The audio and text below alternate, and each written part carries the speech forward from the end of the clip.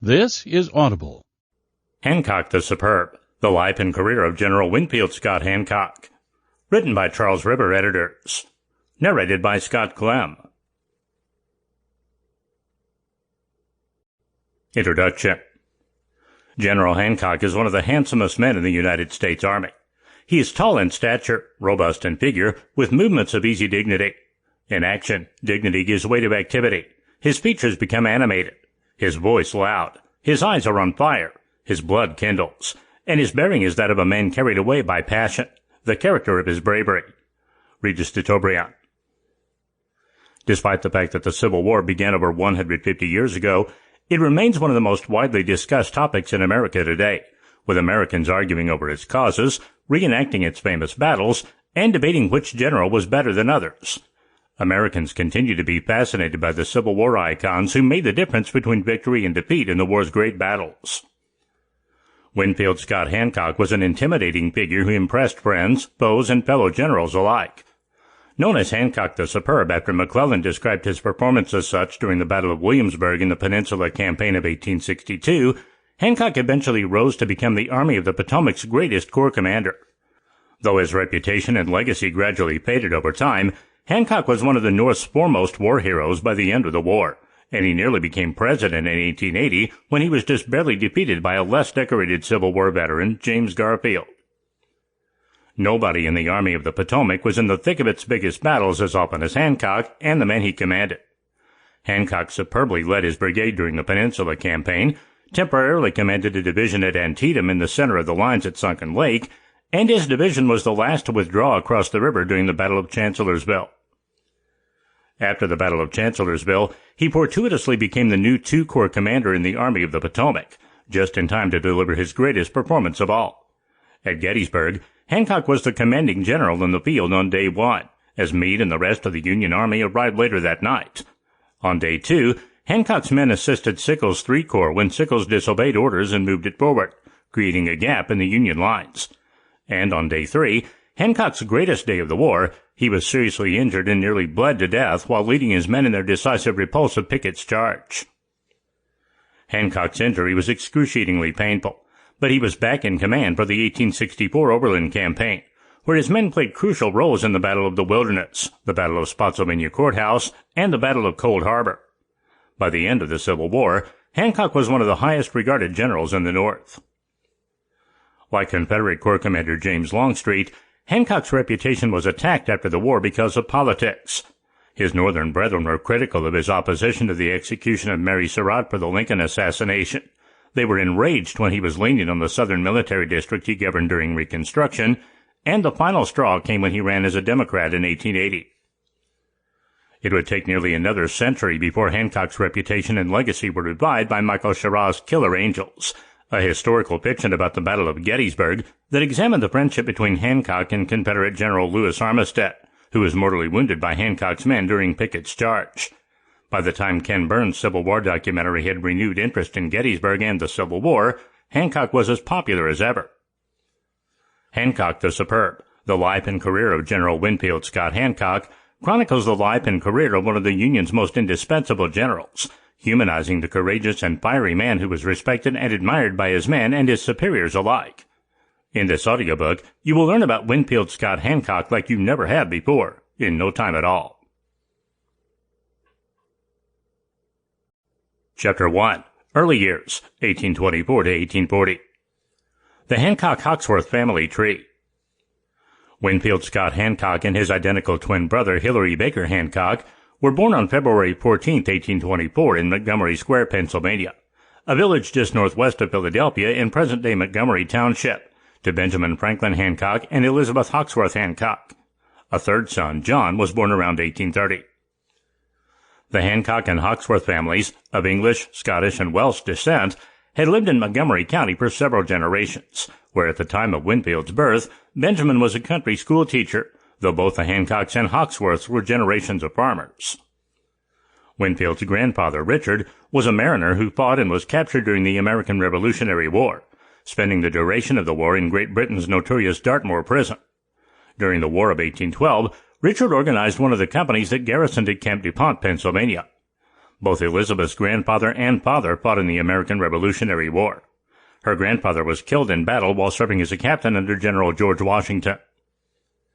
Though he hoped his son would choose a path of life other than the military, Benjamin Hancock named his son Winfield Scott after the renowned U.S. Army general who came to be his nation's greatest military hero during the 19th century.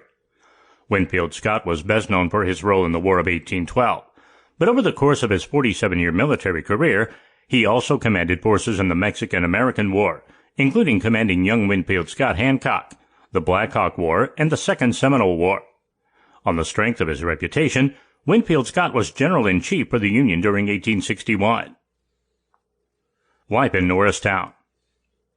In early 1828, Benjamin and Elizabeth Hancock moved with their twin sons Winfield and Hilary from the countryside to the village of Norristown, Pennsylvania, set on giving their sons a better life than they themselves had. As the county seat, Norristown offered economic and educational opportunities the outlying countryside did not. Once there, Benjamin continued teaching and began studying law under John Freely, Esquire, while Elizabeth opened a milliner's shop selling women's hats from their home. On August 19, 1828, when Winfield was 4 years of age, his father Benjamin was admitted to the Montgomery County Bar Association. From that time on, the Hancock home functioned as half law office, half storefront. Becoming a family of some prominence, though far from financially well off, Benjamin became a deacon in the Norristown Baptist Church, participated in municipal government as Justice of the Peace, helped establish free schooling in Norristown, and later became collector of internal revenue. Prior to this time, the state of Pennsylvania endorsed subscription schools, most often one-room structures, run by a hired educator whose wages and board were paid by the community. Young Winfield Scott Hancock. History describes the young Winfield as tall, thin, and handsome, displaying early in life the heroic leadership qualities that would come to define him in adulthood. Said to have been sound of body, mind, and morals, he was captain of his school juvenile militia, a leader in sports, and was often chosen by his classmates to arbitrate boyish disputes. These same traits ensured that he was always relied upon to resolve disagreements expediently, using good common sense. Rebellions among his mock military ranks were routinely dealt with by dismissing rabble-rousers and sending them home to their mothers. From a very early age, Winfield is said to have displayed uncommon generosity and always championed the underdog. With no tolerance for bullies, one classmate later said of him, if a big boy undertook to worry a small boy, he'd find Winfield atop of him in short order. One often repeated anecdote illustrating his character took place when Winfield was about 11, when a little orphan boy named John Everman came to live with distant relatives in Norristown. As the youngest, smallest, and poorest boy at Norristown Public School, where he and Winfield attended, the bigger boys immediately set out to bully and tease him. Not only did Winfield fight his battles for him, he forced his classmates to make a place for him in their games, and even shared his pocket money with him. Winfield would form many lifelong friendships due to his affable and benevolent nature. As fate would have it, John W. Everman would go on to become a wealthy Philadelphia City Council member who would offer his service to Winfield when he returned to Philadelphia a famous major general. Norristown Academy, circa 1830 to 1836. Setting out from the start to provide their sons the best education possible, Benjamin and Elizabeth placed their sons at Norristown Academy, a private school where their first teacher was Eliphalet Roberts. After a few years, however, Winfield's father, who played a principal role in establishing the first free school system in the state and was an active member of the Norristown School Board, removed his sons in favor of a public school education. He hoped it would set an example for other parents. Norristown Public School, 1836 to 1840. Around 1836, Winfield and his brothers were removed from Norristown Academy in favor of attending the first public school opened in Norristown. Proving to be a studious and bright boy, in 1839, 15-year-old Winfield was chosen to read aloud the Declaration of Independence during the town's annual July 4th celebration. Chapter 2. West Point Military Academy, 1840 to 1844. In 1840, local Pennsylvania Congressman Joseph Bornitz, an influential man who both admired and respected Benjamin Hancock, nominated Winfield for a commission to the United States Military Academy at West Point, New York. Though still not set on making a career of the military, as a young man who by name, family heritage, and natural disposition was undeniably militarily minded, it seemed the natural thing to do. And while Winfield's father had by this time become a prominent figure around Norristown, that by no means meant he could afford pricey universities like the University of Pennsylvania in nearby Philadelphia. While early narratives describe Winfield's attendance at West Point as esteemed and his application of himself brilliant, more recent accounts read his progress at West Point as merely average, which may be more accurate if his graduation rank is any indication. Winfield ultimately graduated 18th in a class of 25 in 1844. So that June he was commissioned brevet second lieutenant and assigned to the 6th Infantry of the U.S. Army. Ultimately, it was not how Winfield performed at West Point that made his time most memorable, but who he was performing with at the academy. Hancock would be remembered as one of a handful of West Point men who became the greatest generals of the Civil War, and the future general's years at West Point became a source of colorful stories about the man who became Civil War legends decades down the road. In 1846, a shy kid named Thomas Jonathan Jackson made few friends and struggled with his studies, finishing 17th in his class 15 years before becoming Stonewall, while George Pickett was more preoccupied with playing hooky at a local bar before finishing last in the same class as Jackson. Future Confederate Corps Commander A.P. Hill was already in love with the future wife of George McClellan, a young prodigy who finished second in the class of 1846, while the clerical error by West Point administrators ensured that Hiram Ulysses Grant became forever known as Ulysses S. Grant. Years after Robert E. Lee met Albert Sidney Johnston and Jefferson Davis at West Point, William Tecumseh Sherman roomed with principal subordinate George H. Thomas, and they were friends with Richard S. Ewell, the Corps commander who would replace Stonewall Jackson after Chancellorsville. And in the years that followed Thomas and Sherman, important Civil War generals in the West went to school together, including John Bell Hood, Phil Sheridan, and James Birdseye McPherson, who had become the only commanding general of a Union army to die in a Civil War battle when he fell in 1864 during Sherman's Atlanta campaign.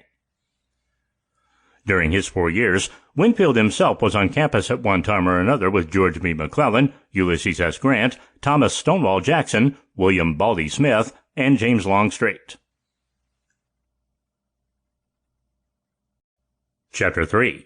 Early Military Life in Mexico, 1844 to 1848. Red River Valley. Soon after leaving West Point, it became apparent to those around him that Brevet Second Lieutenant Winfield Scott Hancock carried significant ambition and personally hoped to bring honor to his parents and the country he was now sworn to serve. Earnest, industrious, conscientious, and vocally patriotic, by all accounts, Hancock had the makings of a successful soldier. On July 1, 1844, Brevet Second Lieutenant Hancock was ordered to report to his 6th Infantry Regiment at Red River on the western frontier, in the Red River Valley of present-day North Dakota and Minnesota. As the only policing authority in the region, it was the duty of the U.S. Army at that time to protect settlers as they slowly pushed their way across the frontier. Stationed first at Fort Towson and then Fort Washita, Hancock's time there was largely uneventful, aside from the occasional Indian incident, with little opportunity for glory and little expected. After nearly 2 years of undistinguished duty, on June 18, 1864, Hancock received his commission as full second lieutenant. Kentucky.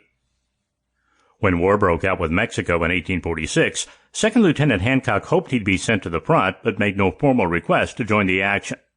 Transferred instead from Fort Washita to Newport Barracks, Kentucky, he was assigned to recruiting duties, proving so proficient at signing up soldiers that his superiors were reluctant to ever release him from his post. Mexico.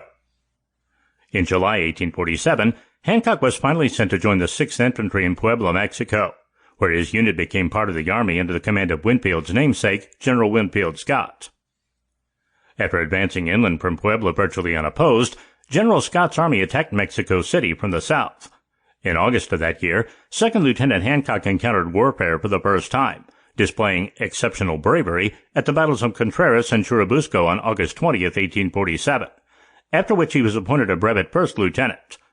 Wounded in the knee at Churubusco, Hancock developed a fever, and though well enough to lead his regiment at Molino del Rey on September 8th, high fever kept him from participating in the final breakthrough to Mexico City, something he is said to have regretted for the remainder of his life. After the final victory, Brevet First Lieutenant Hancock remained in Mexico with the 6th Infantry until the Treaty of Guadalupe Hidalgo was signed on February 2, 1848. Chapter 4. Antebellum Life and Career, 1848 to 1861. After returning from Mexico in February of 1848, Hancock reverted back to second lieutenant and served at a number of posts as an Army quartermaster and adjutant, based primarily at Fort Snelling, Minnesota, and St. Louis, Missouri. It was at St. Louis that he was finally promoted to full first lieutenant. While serving as Army quartermaster and adjutant of his unit in St. Louis, Missouri, First Lieutenant Winfield Scott Hancock met Almira Allie Russell, daughter of a prominent St. Louis, Missouri merchant, in 1849. After a quick courtship, the couple was married on January 24, 1850, eventually having 2 children together, Russell in 1850 and Ada in 1857. Unfortunately, neither child would outlive their parents. Ada died in 1875, and Russell died in 1884. After serving as quartermaster in a number of posts, Hancock was promoted to captain and assigned to Fort Myers, Florida in 1855, where his new family accompanied him. In fact, his wife was the only woman on the post. Despite the promotion, his assignment was largely coinciding with the end of the Third Seminole War, and he primarily retained his duties as a quartermaster, keeping him from seeing action in that campaign. Bleeding Kansas. While Hancock was cycling through various assignments across the country, the United States was trying to sort out its intractable issues. In an attempt to organize the center of North America, Kansas and Nebraska, without offsetting the slave rebalance, Senator Stephen Douglas of Illinois proposed the Kansas-Nebraska Act. The Kansas-Nebraska Act eliminated the Missouri Compromise line of 1820, which the Compromise of 1850 had maintained. The Missouri Compromise had stipulated that states north of the boundary line determined in that bill would be free, and that states south of it could have slavery. This was essential to maintaining the balance of slave and free states in the Union. The Kansas-Nebraska Act, however, ignored the line completely and proposed that all new territories be organized by popular sovereignty.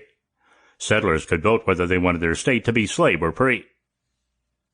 When popular sovereignty became the standard in Kansas and Nebraska, the primary result was that thousands of zealous pro-slavery and anti-slavery advocates both moved to Kansas to influence the vote, creating a dangerous and ultimately deadly mix. Numerous attacks took place between the two sides, and many pro-slavery Missourians organized attacks on Kansas towns just across the border. The best-known abolitionist in Bleeding Kansas was a middle-aged man named John Brown. A radical abolitionist, Brown organized a small band of like-minded followers and fought with the armed groups of pro-slavery men in Kansas for several months, including a notorious incident known as the Pottawatomie Massacre, in which Brown's supporters murdered 5 men. Over 50 people died before John Brown left the territory, which ultimately entered the Union as a free state in 1859. When hostilities in Florida finally quieted down, Captain Hancock was reassigned to Fort Leavenworth, Kansas, where he served with his 6th Infantry in the anti-slavery Bleeding Kansas border war during the mid-1850s. Eventually, Hancock was stationed in the Utah Territory, where he was present for the conclusion of the Utah War Mormon Rebellion in July of 1858. After a peaceful resolution to the Utah War Mormon Rebellion was negotiated, in November of 1858, Hancock was transferred to Los Angeles in Southern California, where he remained until the outbreak of the Civil War in 1861. Again, he was joined by wife Allie and their children, and he continued serving as a captain and assistant quartermaster under Albert Sidney Johnston, who was just a few years away from being the Confederacy's most prominent general. While stationed in Los Angeles, Captain Hancock befriended a number of men who would later become Confederate officers, famously becoming particularly close with Virginian Lewis A. Armistead, who would rise to the rank of Brigadier General of the Confederate Army and oppose Hancock at Gettysburg. At the outbreak of the Civil War, Armistead and the other Southerners left to join the Confederate States Army, while Hancock remained in the service of the Federal Union forces. Chapter 5. Heading for Civil War. Harper's Ferry. After his activities in Kansas, John Brown spent the next few years raising money in New England, which would bring him into direct contact with important abolitionist leaders, including Frederick Douglass. Brown had previously organized a small raiding party that succeeded in raiding a Missouri farm and freeing 11 slaves, but he set his sights on far larger objectives. In 1859, Brown began to set a new plan in motion that he hoped would create a full-scale slave uprising in the South. Brown's plan relied on raiding Harper's Ferry, a strategically located armory in western Virginia that had been the main federal arms depot after the Revolution. Given its proximity to the South, Brown hoped to seize thousands of rifles and move them south, gathering slaves and swelling his numbers as he went. The slaves would then be armed and ready to help free more slaves, inevitably fighting Southern militias along the way. In recognition of how important escaped slave Frederick Douglass had become among abolitionists, Brown attempted to enlist the support of Douglass by informing him of the plans. While Douglass didn't blow the whistle on Brown, he told Brown that violence would only further enrage the South, and slaveholders might only retaliate further against slaves with devastating consequences. Instead of helping Brown, Douglass dissuaded freed blacks from joining Brown's group because he believed it was doomed to fail. Despite that, in July 1859, Brown traveled to Harper's Ferry under an assumed name and waited for his recruits, but he struggled to get even 20 people to join him. Rather than call off the plan, however, Brown went ahead with it. That fall, Brown and his men used hundreds of rifles to seize the armory at Harper's Ferry. But the plan went haywire from the start, and word of its attack quickly spread. Local pro-slavery men formed a militia and pinned Brown and his men down while they were still at the armory. After being called to Harper's Ferry, Robert E. Lee took decisive command of a troop of Marines stationed there, surrounded the arsenal, and gave Brown the opportunity to surrender peaceably. When Brown refused, Lee ordered the doors be broken down and Brown taken captive, an affair that reportedly lasted just 3 minutes. A few of Brown's men were killed, but Brown was taken alive. Lee earned acclaim for accomplishing this task so quickly and efficiently.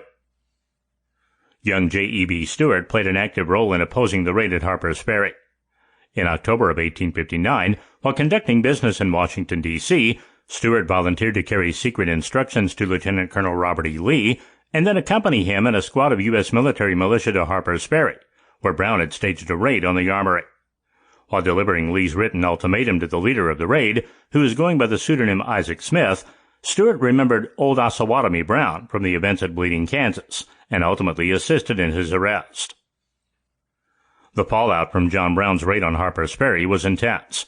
Southerners had long suspected that abolitionists hoped to arm the slaves and use violence to abolish slavery, and Brown's raid seemed to confirm that. Meanwhile, much of the Northern press praised Brown for his actions.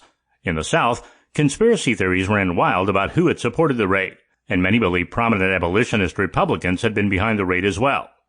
On the day of his execution, Brown wrote, "I, John Brown, am now quite certain that the crimes of this guilty land will never be purged away but with blood. I had, as I now think vainly, flattered myself that without very much bloodshed it might be done." The man in command of the troops present at Brown's hanging was none other than Thomas Jonathan Jackson, who was ordered to Charlestown in November 1859. After Brown's hanging, the future Stonewall Jackson began to believe war was inevitable, but he wrote his aunt, "I think we have great reason for alarm, but my trust is in God, and I cannot think that he will permit the madness of man to interfere so materially with the Christian labors of this country at home and abroad." The election of 1860. In his memoirs, General James Longstreet summed up the national mood in the 1850s, likening it to a war cloud.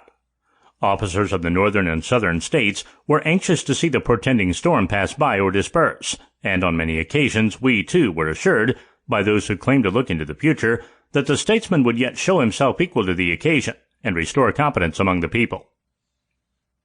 Clearly, men like Longstreet were hoping at the time for some sort of grand compromise that would avert war. But by the fall of 1860, everyone could see the war cloud on the horizon. With the election of Republican candidate Abraham Lincoln as president on November 6, 1860, many Southerners considered it the final straw. Someone they knew as a black Republican, leader of a party whose central platform was to stop the spread of slavery to new states, was now set to be inaugurated as president in March. Throughout the fall and winter of 1860, Southern calls for secession became increasingly serious. In a last-ditch effort to save the Union, Kentucky Senator John Crittenden tried to assume the stateliness of his predecessor Henry Clay. Crittenden, however, proved to be no Henry Clay. His proposal that a constitutional amendment reinstate the Missouri Compromise line and extend it to the Pacific failed. President Buchanan supported the measure, but President-elect Lincoln said he refused to allow the further expansion of slavery under any conditions. The Crittenden Compromise failed on December 18th. 2 days later, South Carolina seceded from the Union. President Buchanan sat on his hands, believing the Southern states had no right to secede, but that the federal government had no effective power to prevent secession. In January, Mississippi, Florida, Alabama, Georgia, Louisiana, and Kansas followed South Carolina's lead. The Confederacy was formed on February 4th in Montgomery, Alabama, with former Secretary of War Jefferson Davis as its president. On February 23rd, Texas joined the Confederacy. Chapter 6. The Start of the Civil War, 1861. Fort Sumter. Lincoln's predecessor was among those who could see the potential conflict coming from a mile away. As the Confederacy continued to grow during his last months in office, President James Buchanan instructed the Federal Army to permit the Confederacy to take control of forts in its territory, hoping to avoid a war. Conveniently, this also allowed Southern forces to take control of important ports and land ahead of a potential war, which would make secession and/or a victory in a military conflict easier. Many Southern partisans within the federal government at the end of 1860 took advantage of those opportunities to help Southern states ahead of time. One of the forts in the South was Fort Sumter, an important but undermanned and undersupplied fort in the harbor of Charleston, South Carolina. Buchanan attempted to resupply Fort Sumter in the first few months of 1860, but the attempt failed when Southern sympathizers in the harbor fired on the resupply ship. In his inauguration speech, President Lincoln struck a moderate tone. Unlike most inauguration addresses, which are typically followed by balls and a honeymoon period, Lincoln's came amid a major political crisis. To reassure the South, he reiterated his belief in the legal status of slavery in the South, but that its expansion into the Western territories was to be restricted. He outlined the illegality of secession and refused to acknowledge the South's secession, and promised to continue to deliver U.S. mail in the seceded states. Most importantly, he pledged to not use force unless his obligation to protect federal property was restricted. In doing this, there needs to be no bloodshed or violence, and there shall be none unless it be forced upon the national authority. The power confided to me will be used to hold, occupy, and possess the property in places belonging to the government, and to collect the duties and imposts. But beyond what may be necessary for these objects, there will be no invasion, no using of force against or among the people anywhere. Lincoln had promised that it would not be the North that started a potential war, but he was also aware of the possibility of the South initiating conflict. Although he vowed not to fire the first shot, Lincoln was likely aware that his attempt to resupply Fort Sumter in Charleston Harbor would draw Southern fire. It had already happened under Buchanan's watch. After his inauguration, President Lincoln informed South Carolina Governor Francis Pickens that he was sending supplies to the undermanned garrison at Fort Sumter. When Lincoln made clear that he would attempt to resupply the fort, Davis ordered Beauregard to demand its surrender and prevent the resupplying of the garrison. In early April, the ship Lincoln sent to resupply the fort was fired upon and turned around. On April 9th, Confederate President Davis sent word to General Beauregard to demand the fort's evacuation. At the time, the federal garrison consisted of Major Robert Anderson, Beauregard's artillery instructor from West Point, and 76 troops. Even before the bombardment, upon learning that he was opposed by Beauregard, Anderson remarked that the Southern forces in Charleston Harbor would be exercised with skill and sound judgment. Beauregard also remembered his former superior, and before the bombardment, he sent brandy, whiskey, and cigars to Anderson and his garrison, gifts the major refused. At 4:30 a.m. on the morning of April 12, 1861, Beauregard ordered the first shots to be fired at Fort Sumter, effectively igniting the Civil War. After nearly 34 hours and thousands of rounds fired from 47 artillery guns and mortars ringing the harbor, on April 14, 1861, Major Anderson surrendered Fort Sumter, marking the first Confederate victory. No casualties were suffered on either side during the dueling bombardments across Charleston Harbor. But, ironically, 2 Union soldiers were killed by an accidental explosion during the surrender ceremonies. After the attack on Fort Sumter, support for both the Northern and Southern cause rose. 2 days later, Lincoln issued a call to arms asking for 75,000 volunteers. That led to the secession of Virginia, Tennessee, North Carolina, and Arkansas, with the loyalty of border states like Kentucky, Maryland, and Missouri still somewhat up in the air. The large number of Southern sympathizers in these states buoyed the Confederates' hopes that those too would soon join the South. Moreover, the loss of these border states, especially Virginia, all deeply depressed Lincoln. Just weeks before, prominent Virginians had reassured Lincoln that the state's historic place in American history made its citizens eager to save the Union. But as soon as Lincoln made any assertive moves to save the Union, Virginia seceded. This greatly concerned Lincoln, who worried Virginia's secession made it more likely other border states and/or Maryland would secede as well. Sheridan would later recall, "The news of the firing on Fort Sumter brought us an excitement which overshadowed all else. and though we had no officers at the post who sympathized with the rebellion, there were several in our regiment, the 4th Infantry, who did, and we were considerably exercised as to the course they might pursue, but naturally far more so concerning the disposition that would be made of the regiment during the conflict. Despite the loss of Fort Sumter, the North expected a relatively quick victory. Their expectations weren't unrealistic due to the Union's overwhelming economic advantages over the South. At the start of the war, the Union had a population of over 22 million. The South had a population of 9 million, nearly 4 million of whom were slaves. Union states contained 90% of the manufacturing capacity of the country and 97% of the weapon manufacturing capacity. Union states also possessed over 70% of the total railroads in the pre-war United States at the start of the war, and the Union also controlled 80% of the shipbuilding capacity of the pre-war United States. However, Sheridan was not as optimistic, later claiming in his memoirs, "I was deeply solicitous as to the course of events, and though I felt confident that in the end the just cause of the government must triumph, yet the thoroughly crystallized organization which the Southern Confederacy quickly exhibited disquieted me very much, for it alone was evidence that the Southern leaders had long anticipated the struggle and prepared for it." Joining the Army of the Potomac. At the outbreak of the Civil War, Captain Winfield Scott Hancock was the chief quartermaster of the military depot in Los Angeles, in Southern California. Hancock hosted a farewell dinner for the comrades who were departing California to join the Confederate Army.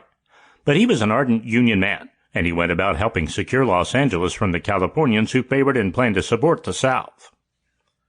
On July 22, 1861, the day after Union forces suffered their devastating defeat at Bull Run, President Lincoln summoned McClellan to Washington, providing a special train to bring him from Wheeling through Pittsburgh, Philadelphia, Baltimore, and on to D.C., where he was met by enthusiastic crowds and adoring fans at each stop. Upon his arrival on July 26th, McClellan was placed in command of the Department of the Potomac, the Union Army of the East, charged with defending Washington, D.C., and the destruction of the Confederate forces in northern and eastern Virginia. In a letter to his wife, he wrote, "By some strange operation of magic, I seem to have become the power of the land," apparently believing it was now his providence to save his country. "I almost think that were I to win some small success now, I could become dictator or anything else that might please me, but nothing of that kind would please me. Therefore I won't be dictator." Admirable self-denial. More accurately, McClellan had been given this new responsibility simply because he had given the Union its only successes to date. When Captain Hancock traveled east to get involved in the war effort in September 1861, he expected to assume quartermaster duties for the rapidly growing Union Army. Upon arrival in Washington, D.C. on September 23, 1861, however, General McClellan appointed him a brigadier general of infantry volunteers in Brigadier General William F. Baldy Smith's division in the newly organized Army of the Potomac. Chapter 7. Hancock the Superb. Historians who are critical of McClellan's generalship in the field are unanimous in their praise of McClellan's organizational skills. Displaying outstanding organizational and logistical skills, General McClellan quickly whipped the disheartened Union Army into a tight-knit fighting unit with high morale, a highly efficient staff, and optimal supporting services. Just as much, the nearly 175,000-man army loved Little Mac. McClellan also turned Washington, D.C. into the most fortified spot on the continent, ringing it with forts that would make the city all but invulnerable to attack if manned. All that now lay ahead was for McClellan to take the offensive Lincoln had entrusted in him, to march his men into the southern states and capture Richmond, and demolish Confederate forces in the process. But even by the fall of 1861, Little Mac, as he was now commonly called, still refused to follow President Lincoln's mandate, claiming that his army was still unprepared. Displaying both arrogance and reluctance to fight, McClellan demanded more men, supplies, and time to better prepare, refusing to even meet with the president to share his plan of attack on the Confederate capital. As Lincoln's frustrations began to grow, McClellan's stated opposition to emancipation of slaves angered the radical Republicans who comprised an important bloc in Congress. Finally, in March of 1862, after 9 months in command, General McClellan began his invasion of Virginia, initiating what would become known as the Peninsula Campaign. Showing his proclivity for turning movement and grand strategy, McClellan completely shifted the theater of operations. Rather than march directly into Richmond and use his superior numbers to assert domination, He opted to exploit the Union sea dominance and move his army via an immense naval flotilla down the Potomac into Chesapeake Bay and land at Fort Monroe in Hampton, Virginia, at the southern tip of the Virginia Peninsula. In addition to his 130,000 men, he moved 15,000 horses and mules by this means as well. There he planned for an additional 80,000 men to join him, at which time he would advance westward to Richmond. One of the European observers likened the launch of the campaign to the stride of a giant. McClellan's Peninsula Campaign has been analyzed meticulously and is considered one of the grandest failures of the Union war effort, with McClellan made the scapegoat. In actuality, there was plenty of blame to go around, including Lincoln and his administration, which was so concerned about Stonewall Jackson's army in the Shenandoah Valley that several Union armies were left in the valley to defend Washington, D.C., and even more were held back from McClellan for fear of the capital's safety. The administration also micromanaged the deployment of certain divisions, and with Stanton's decision to shut down recruiting stations in early 1862, combined with the Confederacy concentrating all their troops in the area, the Army of the Potomac was eventually outnumbered in front of Richmond. At the beginning of the campaign, however, McClellan had vastly superior numbers at his disposal, with only about 70,000 Confederate troops on the entirety of the peninsula, and fewer than 17,000 between him and the capital. McClellan was unaware of this decisive advantage, however, because of the intelligence reports he kept receiving from Allen Pinkerton, which vastly overstated the number of available Confederate soldiers. Yorktown. From the beginning, McClellan's caution and the narrow width of the peninsula worked against his army. At Yorktown, which had been the site of a decisive siege during the Revolution, McClellan's initial hopes of surrounding and enveloping the Confederate lines through the use of the Navy was scuttled when the Navy couldn't promise that it'd be able to operate in the area. That allowed General John Magruder, whose Confederate forces were outmanned nearly 4-1, to hold Yorktown for the entire month of April. Magruder accomplished it by completely deceiving the Federals, at times marching his men in circles to make McClellan think his army was many times larger. Other times, he spread his artillery batteries across the line and fired liberally and sporadically at the Union lines, just to give the impression that the Confederates had huge numbers. The ruse worked, leaving the Union command thinking there were 100,000 Confederates. As a result of the misimpressions, McClellan chose not to attack Yorktown in force, instead opting to lay siege to it. In part, this was due to the decisive advantage the Union had in siege equipment, including massive mortars and artillery. The siege successfully captured Yorktown in early May with only about 500 casualties. But Magruder bought enough time for General Joseph E. Johnston to march south and confront McClellan on the peninsula. Williamsburg. As chance would have it, the first Union general to distinguish himself during the Peninsula Campaign was none other than Winfield Scott Hancock, who experienced his first major action of the Civil War on May 5, 1862, at the Battle of Williamsburg, Virginia. After withdrawing from Yorktown, McClellan sent Stoneman's cavalry in pursuit and attempted to move swiftly enough to cut off Johnston's retreat by use of Navy ships.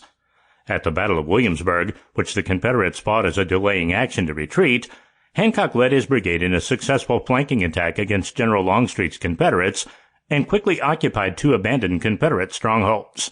Hancock's brigade then sharply repulsed a Confederate assault by the 24th Virginia Regiment.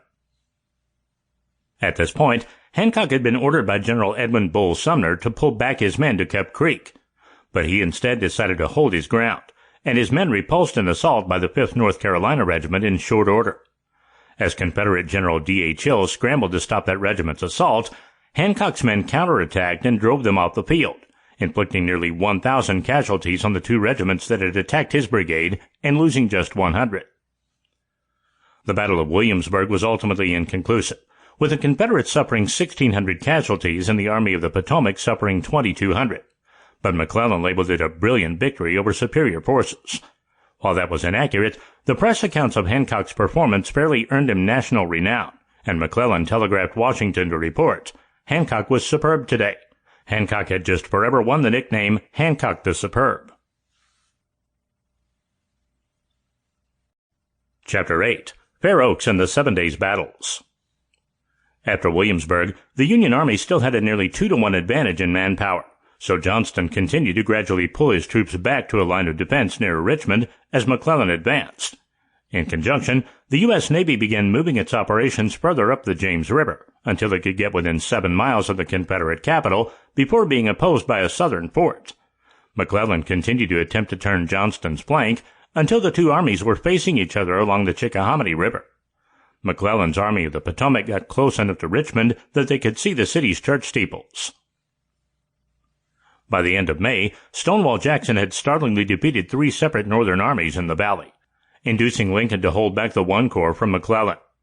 When McClellan was forced to extend his line north to link up with troops that he expected to be sent overland to him, Johnston learned that McClellan was moving along the Chickahominy River. It was at this point that Johnston got uncharacteristically aggressive. Johnston had run out of breathing space for his army, and he believed McClellan was seeking to link up with McDowell's forces. Moreover, about a third of McClellan's army was south of the river, including Hancock's brigade and the Four Corps, while the other parts of the army were still north of it, offering Johnston an enticing target. Therefore, he drew up a very complex plan of attack for different wings of his army and struck at the Army of the Potomac at the Battle of Seven Pines on May 31, 1862. Like McDowell's plan for First Bull Run, the plan proved too complicated for Johnston's army to execute, and after a day of bloody fighting, little was accomplished from a technical standpoint. At one point during the Battle of Seven Pines, Confederates under General James Longstreet marched in the wrong direction down the wrong road, causing congestion and confusion among other Confederate units, and ultimately weakening the effectiveness of the massive Confederate counterattack launched against McClellan. By the time the fighting was finished, nearly 40,000 had been engaged on both sides, and it was the biggest battle in the Eastern Theater to date, second only to Shiloh at the time. However, McClellan was rattled by the attack, and Johnston was seriously wounded during the fighting, resulting in military advisor Robert E. Lee being sent to assume command of the Army of Northern Virginia. McClellan confided to his wife, "I am tired of the sickening sight of the battlefield, with its mangled corpses and poor suffering wounded. Victory has no charms for me when purchased at such cost." The 7 Days Battles. Although the Battle of Seven Pines was tactically inconclusive, McClellan's resolve to keep pushing forward vanished. He maneuvered his army so that it was all south of the Chickahominy. But as he settled in for an expected siege, Lee went about preparing Richmond's defenses and devising his own aggressive attacks. With more Confederate troops swelling the ranks, Lee's army was McClellan's equal by late June, and on June 25th, Lee commenced an all-out attempt to destroy McClellan's army in a series of fierce battles known as the 7 Days Battles. After a stalemate in the first fighting at Oak Grove, Lee's army kept pushing ahead, using Stonewall Jackson to attack McClellan's right. Although Stonewall Jackson was unusually lethargic during the week's fighting, the appearance of his foot cavalry spooked McClellan even more, and McClellan was now certain he was opposed by 200,000 men, more than double the actual size of Lee's army. It also made McClellan think that the Confederates were threatening his supply line, forcing him to shift his army toward the James River to draw supplies. On June 26th, the Union defenders sharply repulsed the Confederate attacks at Mechanicsville, in part due to the fact that Stonewall Jackson had his troops bivouac for the night, despite the fact heavy gunfire indicating a large battle was popping off within earshot. When the Confederates had more success the next day at Gaines Mills, McClellan continued his strategic retreat, maneuvering his army toward a defensive position on the James River and all but abandoning the siege. McClellan managed to keep his forces intact, mostly through the efforts of his field generals, ultimately retreating to Harrison's Landing on the James River and establishing a new base of operation. Feeling increasingly at odds with his superiors, in a letter sent from Gaines Mills, Virginia, dated June 28, 1862, a frustrated McClellan wrote to Secretary of War Stanton, "If I save the army now, I tell you plainly that I owe no thanks to any other person in Washington. You have done your best to sacrifice this army."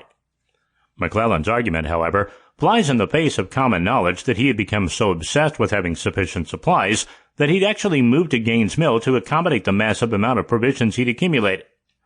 Ultimately unable to move his cache of supplies as quickly as his men were needed, McClellan eventually ran railroad cars full of food and supplies into the Pamunkey River rather than leave them behind for the Confederates. Despite the fact all of Lee's battle plans had been poorly executed by his generals, particularly Stonewall Jackson, he ordered one final assault against McClellan's army at Malvern Hill. Incredibly, McClellan was not even on the field for that battle, having left by a steamboat back to Harrison's Landing. Biographer Ethan Rafuse notes McClellan's absence from the battlefield was inexcusable, literally leaving the Army of the Potomac leaderless during pitched battle. But McClellan often behaved coolly under fire, so it is likely not a question of McClellan's personal courage. Ironically, Malvern Hill was one of the Union Army's biggest successes during the Peninsula Campaign. Union artillery had silenced its Confederate counterparts, but Lee still ordered an infantry attack by D.H. Hill's division, which never got within 100 yards of the Union line. After the war, Hill famously referred to Malvern Hill. It wasn't war, it was murder. Later that evening, as General Isaac Trimble, who is best known for leading a division during Pickett's charge at Gettysburg, began moving his troops forward as if to attack, he was stopped by Stonewall Jackson, who asked, "What are you going to do?" When Trimble replied that he was going to charge, Jackson countered, "General Hill has just tried with his entire division and been repulsed. I guess you'd better not try it." After Malvern Hill, McClellan withdrew his army to Harrison's Landing, where it was protected by the U.S. Navy along the James River, and had its flanks secured by the river itself. At this point, the bureaucratic bickering between McClellan and Washington, D.C. started flaring up again, as McClellan refused to recommence an advance without reinforcements. After weeks of indecision, the Army of the Potomac was finally ordered to evacuate the peninsula and link up with John Pope's army in northern Virginia, as the administration was more comfortable having their forces fighting on one line instead of exterior lines.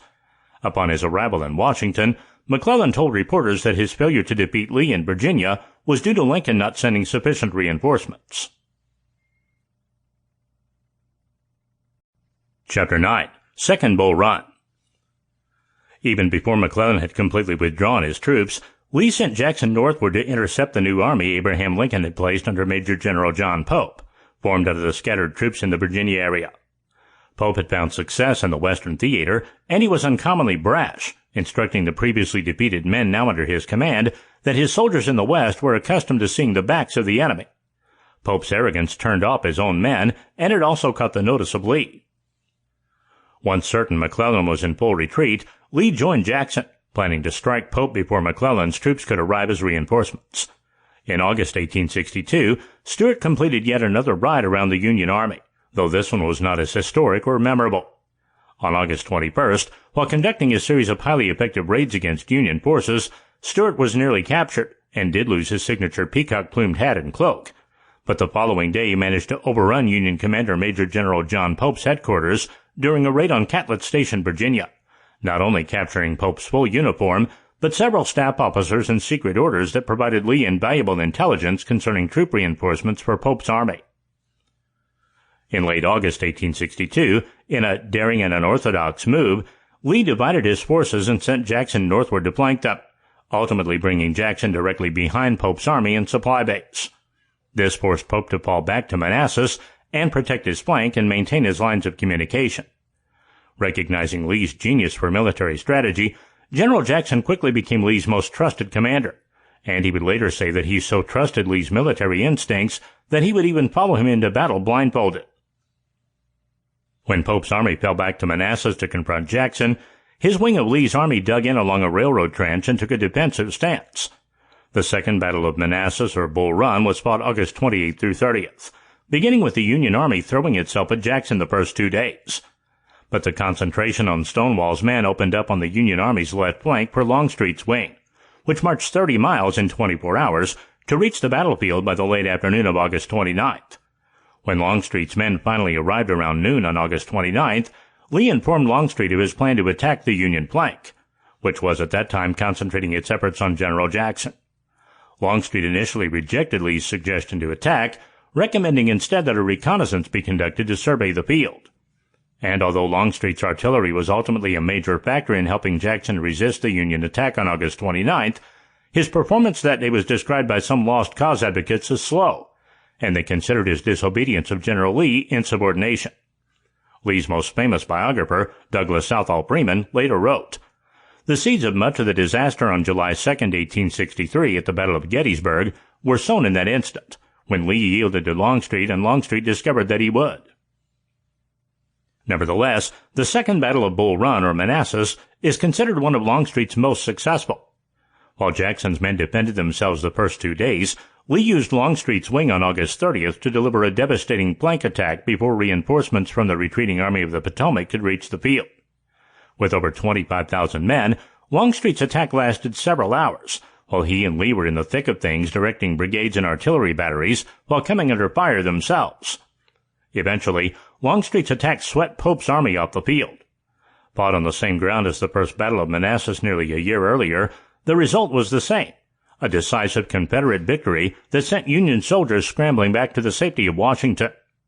Longstreet called Lee's campaign clever and brilliant, and it helped reinforce the belief that using offensive marching and defensive battle tactics, like having Jackson's wing flank Pope's army and forcing Pope to attack it, was the key to success. McClellan was not in command at Second Bull Run, but he generated substantial controversy over whether he moved with speed to come to Pope's aid. What is unmistakable is that McClellan would feel vindicated when Pope was embarrassed, at one point mentioning that one possibility for the campaign is to let Pope attempt to get out of his scrape. Lincoln would later accuse McClellan flat out of acting badly during the campaign. Very few of the men of the Army of the Potomac participated at all at the battle, and the most memorable of those who did were fighting under Fitz-John Porter. At the Battle of Second Bull Run, Porter's corps was sent to reinforce Pope's army, and on August 29th, he was ordered to attack the flank and rear of Stonewall Jackson's corps, while also maintaining contact with General John Reynolds' division. Achieving both of those at the same time was impossible, and Pope's orders were made without knowledge that General Longstreet's wing of the army had arrived on the battlefield, meaning Porter was right not to attempt an attack. On August 30th, Pope again ordered the flank attack, and this time Porter reluctantly complied. As his corps turned to head toward Jackson's right and attacked, it left his own right flank in the air, allowing Longstreet's offensive with 30,000 Confederates to devour Porter's 5,000 men and roll up the Union line. Once the battle was over, Pope blamed the debacle on Porter's supposed insubordination and relieved him of command on September 5th, effectively ending Porter's career. That November, Porter was court-martialed for his actions at Second Bull Run, done in mostly due to his association with McClellan and his criticism of Pope. It would take him nearly 3 more decades to clear his name. Chapter 10. The Maryland Campaign. Lee invades Maryland. After 2 days of fighting, Lee had achieved another major victory, and he now stood unopposed 12 miles away from Washington, D.C. While Johnston and Beauregard had stayed in this position in the months after the first battle, Lee determined upon a more aggressive course, taking the fighting to the north. In early September, convinced that the best way to defend Richmond was to divert attention to Washington, Lee had decided to invade Maryland after obtaining Jefferson Davis' permission. Today, the decision is remembered through the prism of Lee hoping to win a major battle in the North that would bring about European recognition of the Confederacy, potential intervention, and possible capitulation by the North, whose anti-war Democrats were picking up political momentum. However, Lee also hoped that the fighting in Maryland would relieve Virginia's resources, especially the Shenandoah Valley, which served as the state's breadbasket. And though largely forgotten today, Lee's move was controversial among his own men. Confederate soldiers, including Lee, took up arms to defend their homes, but now they were being asked to invade a northern state. An untold number of Confederate soldiers refused to cross the Potomac River into Maryland. Despite that, Longstreet also held the same view as Lee, believing an invasion of Maryland had plenty of advantages. He wrote in his memoirs, "The Army of Northern Virginia was a field without a foe. Its once grand adversary, discomfited under 2 commanders, had crept into cover of the bulwarks about the national capital. The commercial, social, and blood ties of Maryland inclined her people to the Southern cause. A little way north of the Potomac were inviting fields of food and supplies, more plentiful than on the southern side, and the fields for march and maneuver, strategy and tactics were even more inviting than the broad fields of grain and comfortable pasture lands. Propitious also was the prospect of swelling our ranks by Maryland recruits." In the summer of 1862, the Union suffered more than 20,000 casualties, and Northern Democrats, who had been split into pro-war and anti-war factions from the beginning, increasingly began to question the war. As of September 1862, no progress had been made on Richmond. In fact, a Confederate army was now in Maryland, and with the election of 1862 approaching, Lincoln feared the Republicans might suffer losses in the congressional midterms that would harm the war effort. Thus, he restored General McClellan and removed General Pope after the second disaster at Bull Run. McClellan was still immensely popular among the Army of the Potomac, and with a mixture of men from his Army of the Potomac and Pope's Army of Virginia, he began a cautious pursuit of Lee into Maryland. Although McClellan had largely stayed out of the political fray through 1862, McClellan's most ardent supporters could not deny that he actively worked to delay reinforcing Pope during the Second Manassas Campaign once the Army of the Potomac was evacuated from the peninsula. Nevertheless, McClellan ultimately got what he wanted out of Pope's misfortune. Though there is some debate on the order of events that led to McClellan taking command, Lincoln ultimately restored McClellan to command, likely because McClellan was the only administrator who could reform the army quickly and efficiently.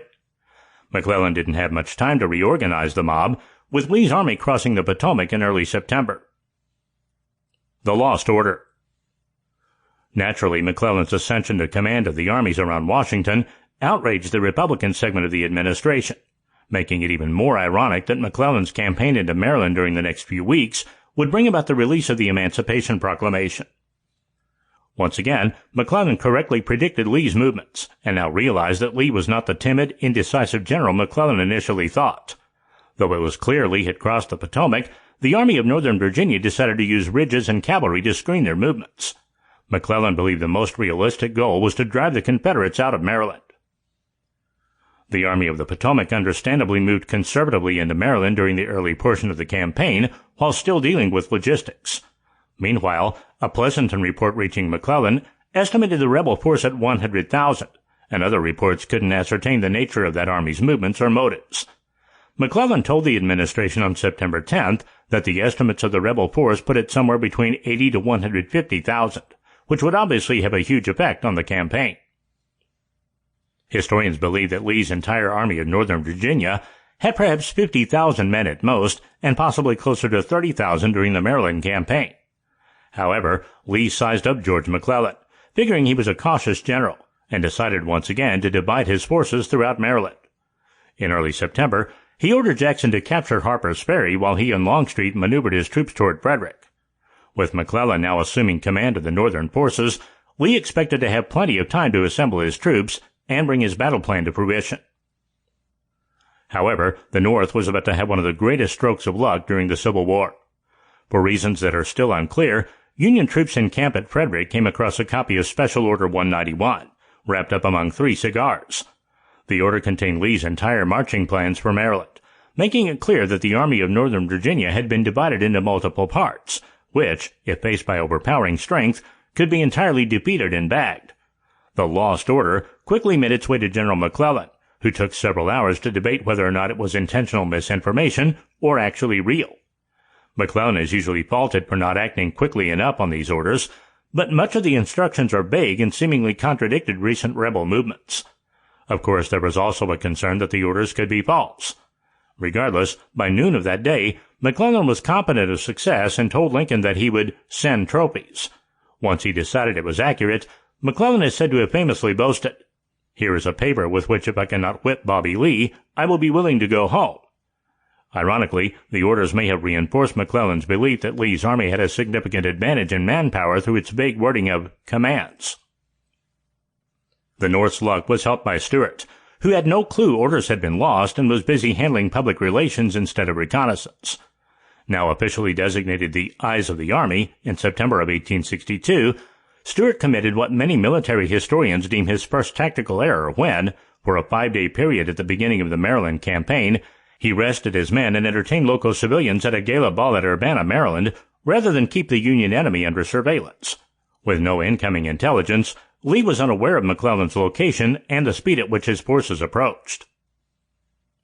Harper's Ferry. The Confederates were completely unaware of the North's luck as they began to carry out Lee's plans.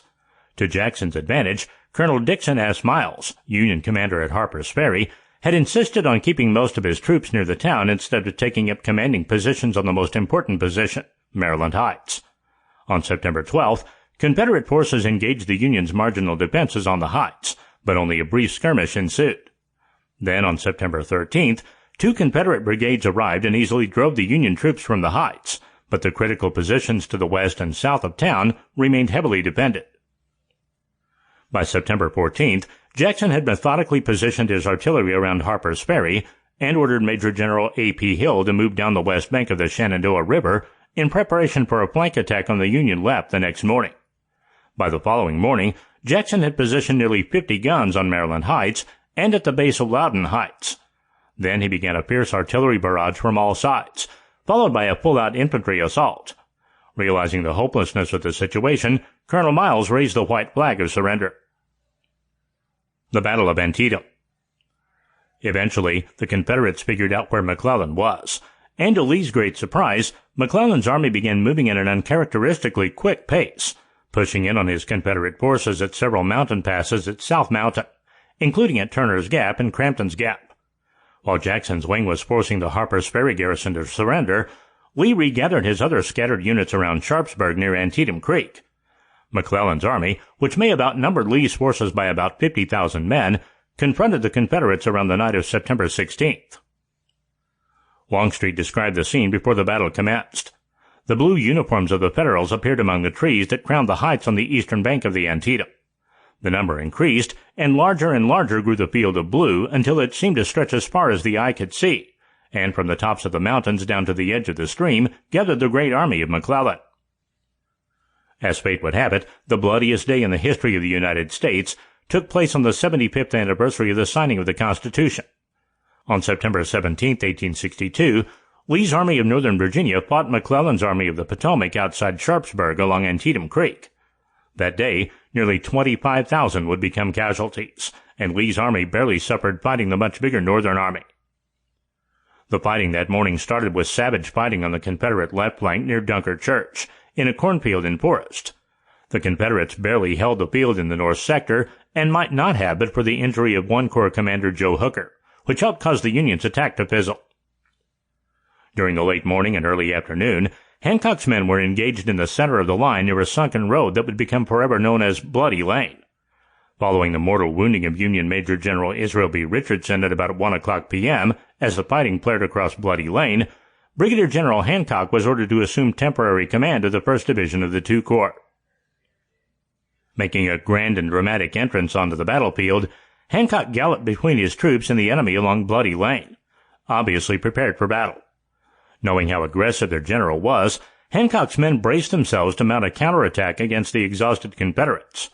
To their surprise, however, Commanding Officer General McClellan instead ordered Hancock and his men to maintain their position. Lee's army may have been saved by the Northern Army's inability to cross the creek near Burnside's Bridge. Ambrose Burnside had been given command of the right wing of the Army of the Potomac, the 1 Corps and 9 Corps, at the start of the Maryland campaign for the Battle of South Mountain. But McClellan separated the two corps at the Battle of Antietam, placing them on opposite ends of the Union battle line. However, Burnside continued to act as though he was a wing commander instead of a corps commander.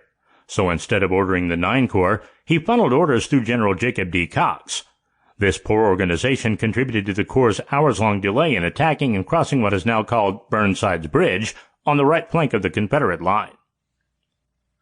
Making matters worse, Burnside did not perform adequate reconnaissance of the area, which afforded several easy fording sites of the creek out of range of the Army of Northern Virginia. Instead of unopposed crossings, his troops were forced into repeated assaults across the narrow bridge, which was dominated by Confederate sharpshooters on high ground across the bridge. The delay allowed General A.P. Hill's Confederate division to reach the battlefield from Harper's Ferry in time to save Lee's right flank that afternoon. By the end of the afternoon, Union attacks on the flanks and the center of the line had been violent but eventually unsuccessful. Fearing that his army was badly bloodied and figuring Lee had many more men than he did, McClellan refused to commit his reserves to continue the attacks, unnerved by Fitz John Porter telling him, "Remember, General, I command the last reserve of the last army of the Republic." Thus, the day ended in a tactical stalemate. After the battle, McClellan wrote to his wife, "Those in whose judgment I rely tell me that I fought the battle splendidly and that it was a masterpiece of art. I feel I have done all that can be asked in twice saving the country. I feel some little pride in having, with a beaten and demoralized army, defeated Lee so utterly. Well, one of these days history will, I trust, do me justice." Historians have generally been far less kind with their praise, criticizing McClellan for not sharing his battle plans with his corps commanders, which prevented them from using initiative outside of their sectors. McClellan also failed to use cavalry in the battle. Had cavalry been used for reconnaissance, other fording options might have prevented the debacle at Burnside's bridge. On the morning of September 18th, Lee's army prepared to defend against a Union assault that ultimately never came. Finally, an improvised truce was declared to allow both sides to exchange their wounded. That evening, Lee's forces began withdrawing across the Potomac to return to Virginia.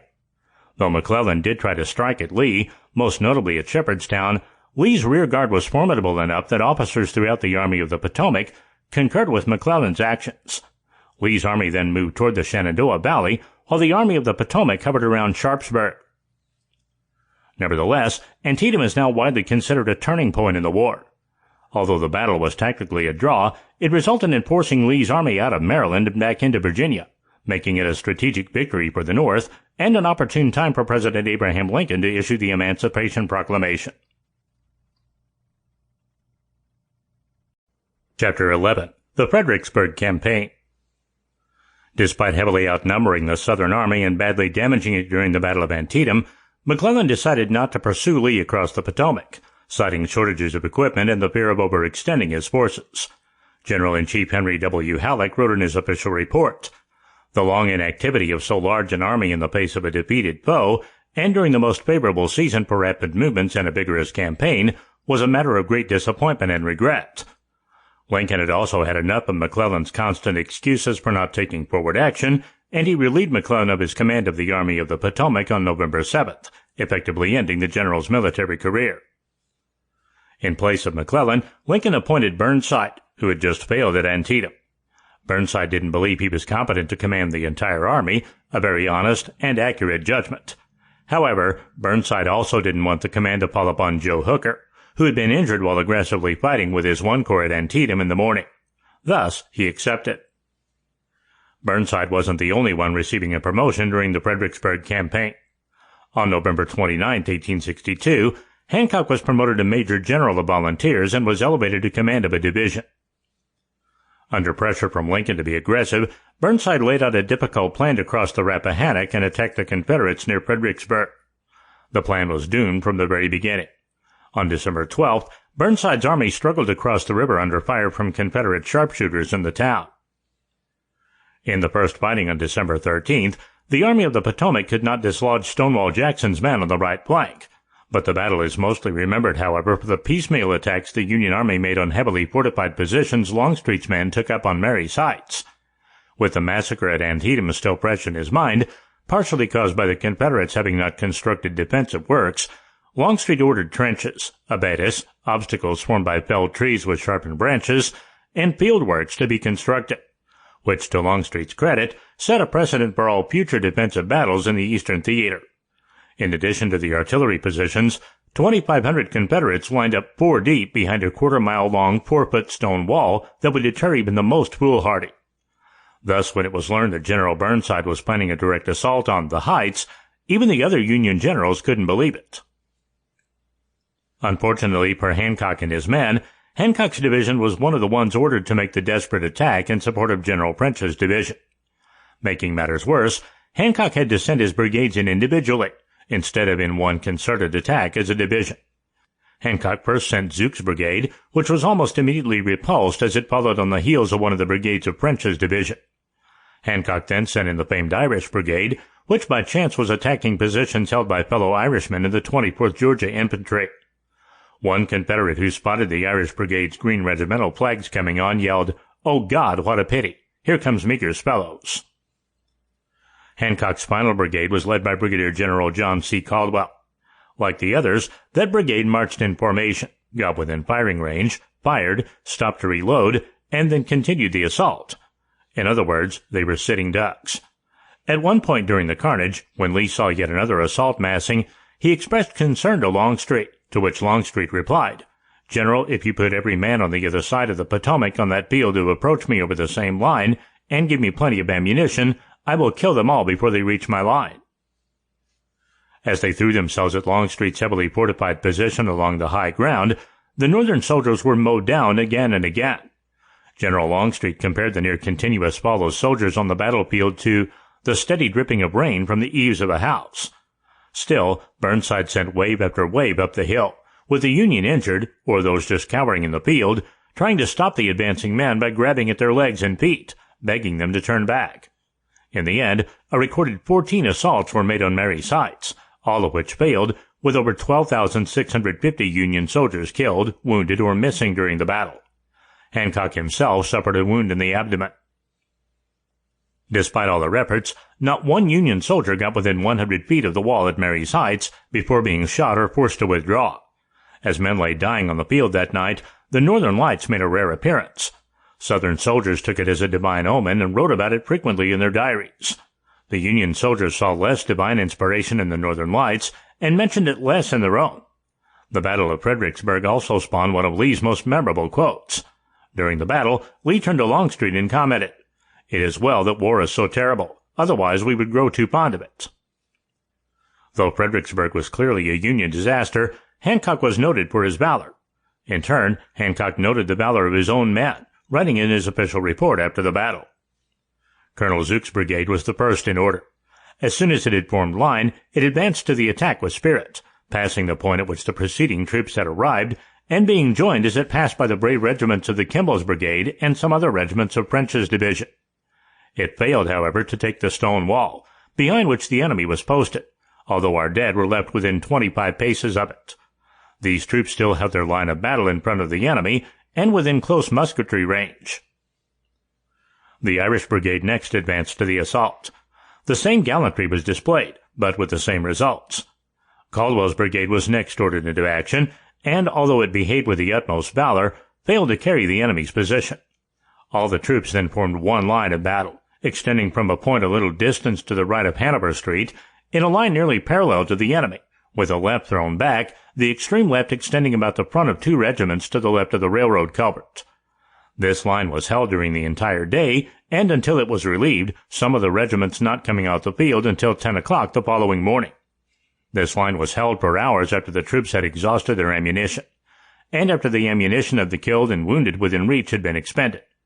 Shortly after the last of my brigades came into action, it appeared as if the front crest of the enemy's hill might have been taken had there been other troops at hand, for the enemy were at that time running from their rifle pits and works on the crest directly in front of our right. But by the time Howard's troops were ready to attack, the enemy had repaired this, and making a strong attack at the same time toward our left, it became necessary that a portion of that division should be detached toward that flank. After this hour it appeared to me, although reports were occasionally received that we were gaining ground, which led us to hope it might prove true, that, our object having failed, the only thing to be done was to maintain our front line by constantly supporting it until darkness covered the scene. The bravery and devotion of the troops could not have been surpassed, as an evidence of which it is but necessary to mention the losses incurred. Out of 5,006 men, the maximum taken into action by me, the loss was 2,013 men, of whom 156 were commissioned officers. It will be observed that the losses in some of the regiments were of unusual severity, such as is seldom seen in any battle, no matter how prolonged. These were veteran regiments, led by able and tried commanders, and I regret to say that their places cannot soon be filled. Although the division failed to carry the enemy's heights, it lost no honor, but held the ground it took, and, under the most discouraging obstacles, retained it until relieved after the action was over. It will be impossible to mention in this report the names of all those who were distinguished. Chapter 12. The Chancellorsville Campaign. Lee had concluded an incredibly successful year for the Confederates in the East, but the South was still struggling. The Confederate forces in the West had failed to win a major battle, suffering defeat at places like Shiloh in Tennessee and across the Mississippi River. As the war continued into 1863, the Southern economy continued to deteriorate. Southern armies were suffering serious deficiencies of nearly all supplies as the Union blockade continued to be effective at stopping most international commerce with the Confederacy. Moreover, the prospect of Great Britain or France recognizing the Confederacy had been all but eliminated by the Emancipation Proclamation. Given the unlikelihood of forcing the North's capitulation, the Confederacy's main hope for victory was to win some decisive victory, or hope that Abraham Lincoln would lose his re-election bid in 1864, and that the new president would want to negotiate peace with the Confederacy. Understandably, this colored Confederate war strategy, and unquestionably Lee's. After the Fredericksburg debacle and the Mud March fiasco that left a Union advance literally dead in its tracks, Lincoln fired Burnside and replaced him with Fighting Joe Hooker. Hooker had gotten his nickname from a clerical error in a newspaper's description of fighting, but the nickname stuck, and Lee would later playfully refer to him as F.J. Hooker. Hooker had stood out for his zealous fighting at Antietam, and the battle may very well have turned out differently if he hadn't been injured at the head of the One Corps. Now he was in command of a 100,000-man Army of the Potomac, and he devised a complex plan to cross the Rappahannock River with part of his force near Fredericksburg to pin down Lee while using the other bulk to turn Lee's left, which would allow his forces to reach the Confederate rear. Hooker's plan initially worked perfectly, with a division of his army surprising Lee. Lee was outnumbered 2-1 and now had to worry about threats on two fronts. Incredibly, Lee once again decided to divide his forces in the face of the enemy, sending Stonewall Jackson to turn the Union Army's right flank while the rest of the army maintained positions near Fredericksburg. The Battle of Chancellorsville is one of the most famous of the Civil War, and the most famous part of the battle was Stonewall Jackson's daring march across the Army of the Potomac's flank, surprising the 11th Corps with an attack on May 2, 1863. Having ignored warnings of Jackson's march, the 11th Corps was quickly routed. The surprise was a costly success, however. Jackson scattered out ahead of his lines later that night and was mistakenly fired upon by his own men, badly wounding him. Jackson's natural replacement, A.P. Hill, was also injured, so Lee had cavalry leader J.E.B. Stuart assume command of Jackson's corps with Jackson out of action. On May 3rd, Stuart fiercely attacked the Union Army, attempting to push them into the river, while on the other flank, the Confederates evacuated from Fredericksburg but ultimately held the line. Hooker began to lose his nerve, and he was injured during the battle when a cannonball nearly killed him. Historians now believe that Hooker may have commanded part of the battle while suffering from a concussion. During Jackson's and Stuart's assaults, Hancock's division, as part of the II Corps, continued to comprise the center of Hooker's line, and they faced only nominal fighting in their sector. But with Hooker being injured and his men facing desperate assaults on his right flank, he lost his nerve, and he became determined to withdraw his army back across the Rappahannock River after the fighting on May 3rd and 4th. From May 5th to 6th, Hooker began the delicate process of withdrawing his army, and it was at this point that Hancock and his division were being called upon. With men of the II Corps covering the evacuation, Hooker and the artillery crossed first, followed by the infantry on the morning of May 6th. However, rains caused the river to rise and threatened to break the pontoon bridges, nearly leaving Hancock and the II Corps separated on the south side of the river after Hooker departed. II Corps Commander Couch had been ordered not to continue the battle, but many men in the Army of the Potomac had wanted to keep fighting, and Couch was tempted to actually stay and fight. During the withdrawal, Hancock was wounded yet again. Chancellorsville was one of the most stunning battles of the Civil War, and not surprisingly, there were some serious shakeups in its aftermath as generals pointed the fingers at each other. Hooker had a list of scapegoats, including 11th Corps Commander Oliver O. Howard, Cavalry Leader George Stoneman, and General Sedgwick of the 6th Corps. Of course, just as many blamed Hooker, including II Corps Commander Darius N. Couch, who was so disgusted with Hooker's battle performance that he subsequently transferred out of the Army of the Potomac in protest and headed back to Pennsylvania to lead the state militia. This left Hancock as the new commander of the II Corps. Hancock, however, was unaware that General Hooker had a special plan for the 2nd Corps. Unbeknownst to Hancock at this time, in Hooker's desire to draw General Lee out into the open and away from his entrenchments, Hooker began intentionally isolating Hancock's corps away from the rest of the Union Army whenever possible.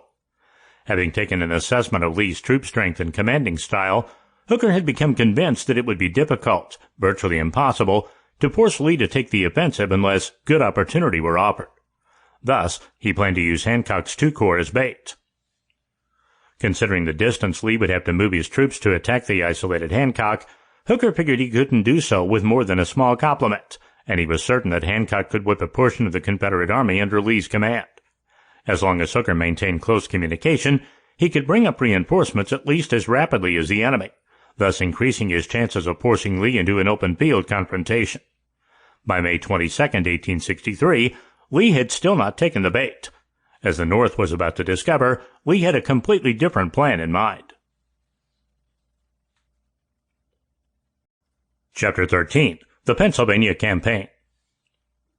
Knowing that victories on Virginia soil meant little to an enemy that could simply retreat, regroup, and then return with more men and more advanced equipment, Lee set his sights on a northern invasion, aiming to turn northern opinion against the war and against President Lincoln. Given the right circumstances, Lee's army might even be able to capture either Baltimore or Philadelphia and use the city as leverage in peace negotiations. In the wake of Jackson's death, Lee reorganized his army, creating 3 corps out of the previous 2, with A.P. Hill and Richard S. Ewell replacing Stonewall. Hill had been a successful division commander, but he was constantly battling bouts of sickness that left him disabled, which would occur at Gettysburg.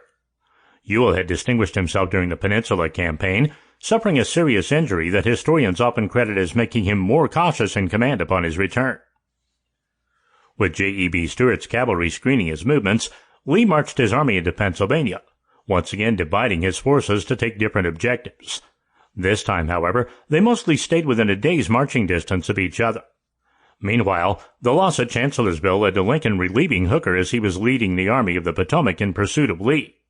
George Meade assumed command of the Army of the Potomac just a few days before the Battle of Gettysburg. Stuart established a reputation as an audacious cavalry commander, and on 2 occasions, during the Peninsula Campaign and the Maryland Campaign, rode around the Army of the Potomac in its rear, bringing fame to himself and embarrassment to the Union generals, especially General McClellan. At the Battle of Chancellorsville, he distinguished himself as a temporary commander of the wounded Stonewall Jackson's infantry corps.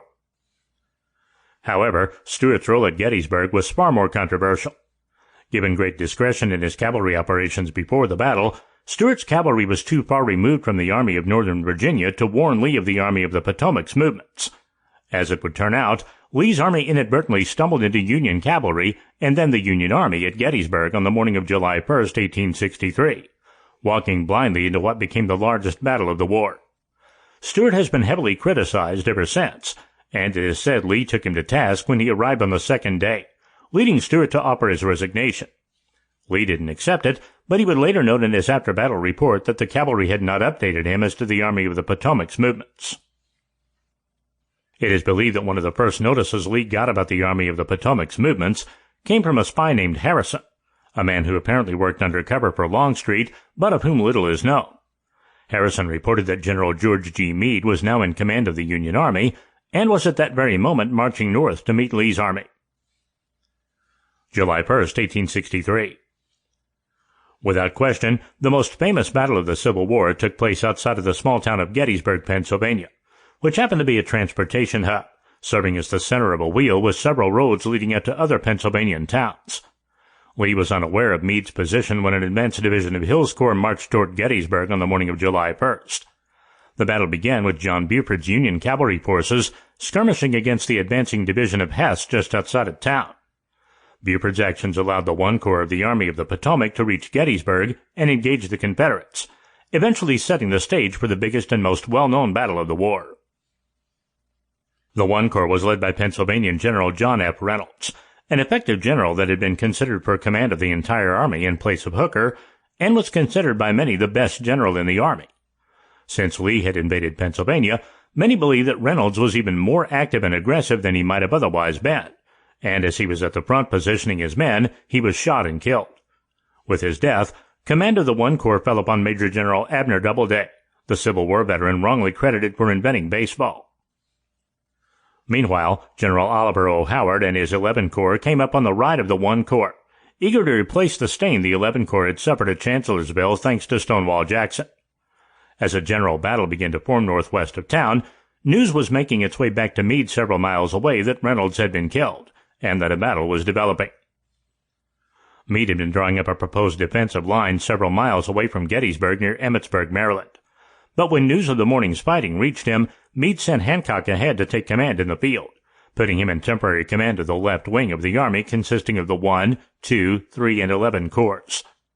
Meade also charged Hancock with determining whether to fight the general battle near Gettysburg or to pull back to the line Meade had been drawing up. Hancock would not be the senior officer on the field, Howard outranked him, so the fact that he was ordered to take command of the field demonstrates how much Meade trusted him. As Hancock headed toward the fighting, and while the Army of the Potomac's 1 and 11 Corps engaged in heavy fighting, they were eventually flanked from the north by Ewell's Confederate Corps, which was returning toward Gettysburg from its previous objective. After a disorderly retreat through the town itself, the Union men began to dig in on high ground to the southeast of the town. When Hancock met up with Howard, he told the 11 Corps commander, I think this the strongest position by nature upon which to fight a battle that I ever saw." When Howard agreed, Hancock replied, "Very well, sir. I select this as the battlefield."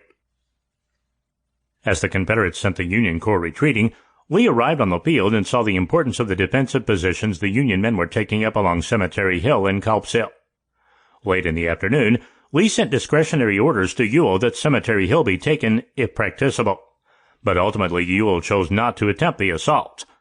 Lee's order has been criticized because it left too much discretion to Ewell, leaving historians to speculate on how the more aggressive Stonewall Jackson would have acted on this order if he had lived to command this wing of Lee's army, and how differently the second day of battle would have proceeded with Confederate possession of Culp's Hill or Cemetery Hill. Discretionary orders were customary for General Lee because Jackson and Longstreet, his other principal subordinates, usually reacted to them aggressively and used their initiative to act quickly and forcefully. Ewell's decision not to attack, whether justified or not, may have ultimately cost the Confederates the battle. With so many men engaged and now taking refuge on the high ground, Meade, who was an engineer like Lee, abandoned his previous plan to draw up a defensive line around Emmitsburg a few miles to the south. After a council of war, the Army of the Potomac decided to defend at Gettysburg. Day 1 by itself would have been one of the 20 biggest battles of the Civil War, and it was a tactical Confederate victory. Hancock's decision-making was instrumental in determining that the battle would continue there, and few would be as instrumental in deciding the outcome. July 2nd, 1863.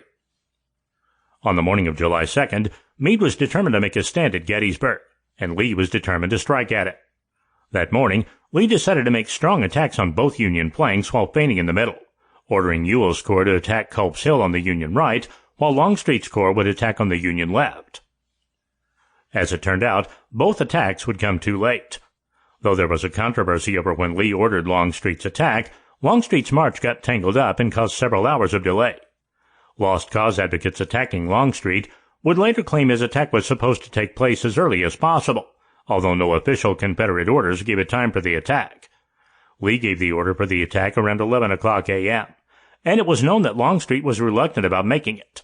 He still wanted to slide around the Union flank, interpose the Confederate Army between Washington, D.C. and the Army of the Potomac, and force Meade to attack them. Between Longstreet's delays and the mix-up in the march that forced parts of his corps to double back and make a winding march, Longstreet's men weren't ready to attack until about 4 o'clock p.m. Longstreet's biographer, Jeffrey Wirt, wrote, "Longstreet deserves censure for his performance on the morning of July 2nd. He allowed his disagreement with Lee's decision to affect his conduct. Once the commanding general determined to assail the enemy, duty required Longstreet to comply with the vigor and thoroughness that had previously characterized his generalship. The concern for detail, the regard for timely information, and the need for preparation were absent." Edwin Cottington, whose history of the Gettysburg campaign still continues to be considered the best ever written, described Longstreet's march as a comedy of errors such as one might expect of inexperienced commanders and raw militia, but not of Lee's warhorse and his veteran troops. Cottington considered it a dark moment in Longstreet's career as a general. Writing about Day 2, Longstreet criticized Lee, insisting once again that the right move was to move around the Union flank. "The opportunity for our right was in the air. General Halleck saw it from Washington. General Meade saw it and was apprehensive of it. Even General Pendleton refers to it in favorable mention in his official report. Failing to adopt it, General Lee should have gone with us to his right. He had seen and carefully examined the left of his line, and only gave us a guide to show the way to the right, leaving the battle to be adjusted to formidable and difficult grounds without his assistance. If he had been with us, General Hood's messengers could have been referred to General Headquarters, but to delay and send messengers 5 miles in favor of a move that he had rejected would have been contumacious. The opportunity was with the Confederates from the assembling on Cemetery Hill. It was inviting of their preconceived plans. It was the object of and excuse for the invasion as a substitute for more direct efforts for the relief of Vicksburg. Confederate writers and talkers claim that General Meade could have escaped without making aggressive battle, but that is equivalent to confession of the inertia that failed to grasp the opportunity. With General George Meade once again in command, Hancock and the II Corps was positioned on Cemetery Ridge, roughly in the center of the Union line. Since Lee intended to strike at both Union flanks, theoretically Hancock's men should very well not have been engaged at all on the second day of the battle. Instead, Hancock and his corps wound up playing a crucial role in the fighting on July 2, 1863. Thanks primarily to Three Corps Commander Dan Sickles, who had moved his entire corps forward nearly a mile against Meade's orders. It has been speculated by some historians that Sickles moved forward to occupy high ground in his front due to the devastation unleashed against the Three Corps at Chancellorsville once Confederates took high ground and operated their artillery on Hazel Grove. Sickles and Meade would feud over the actions on Day 2 in the years after the war, after Sickles, who lost a leg that day, took credit for the victory by disrupting Lee's attack plans. Historians have almost universally sided with Meade, pointing out that Sickles nearly had his Three Corps annihilated during Longstreet's attack. As a result of the fact Sickles had moved his men so far out of position, it created a major gap in the Union line and brought the Three Corps directly into Longstreet's path.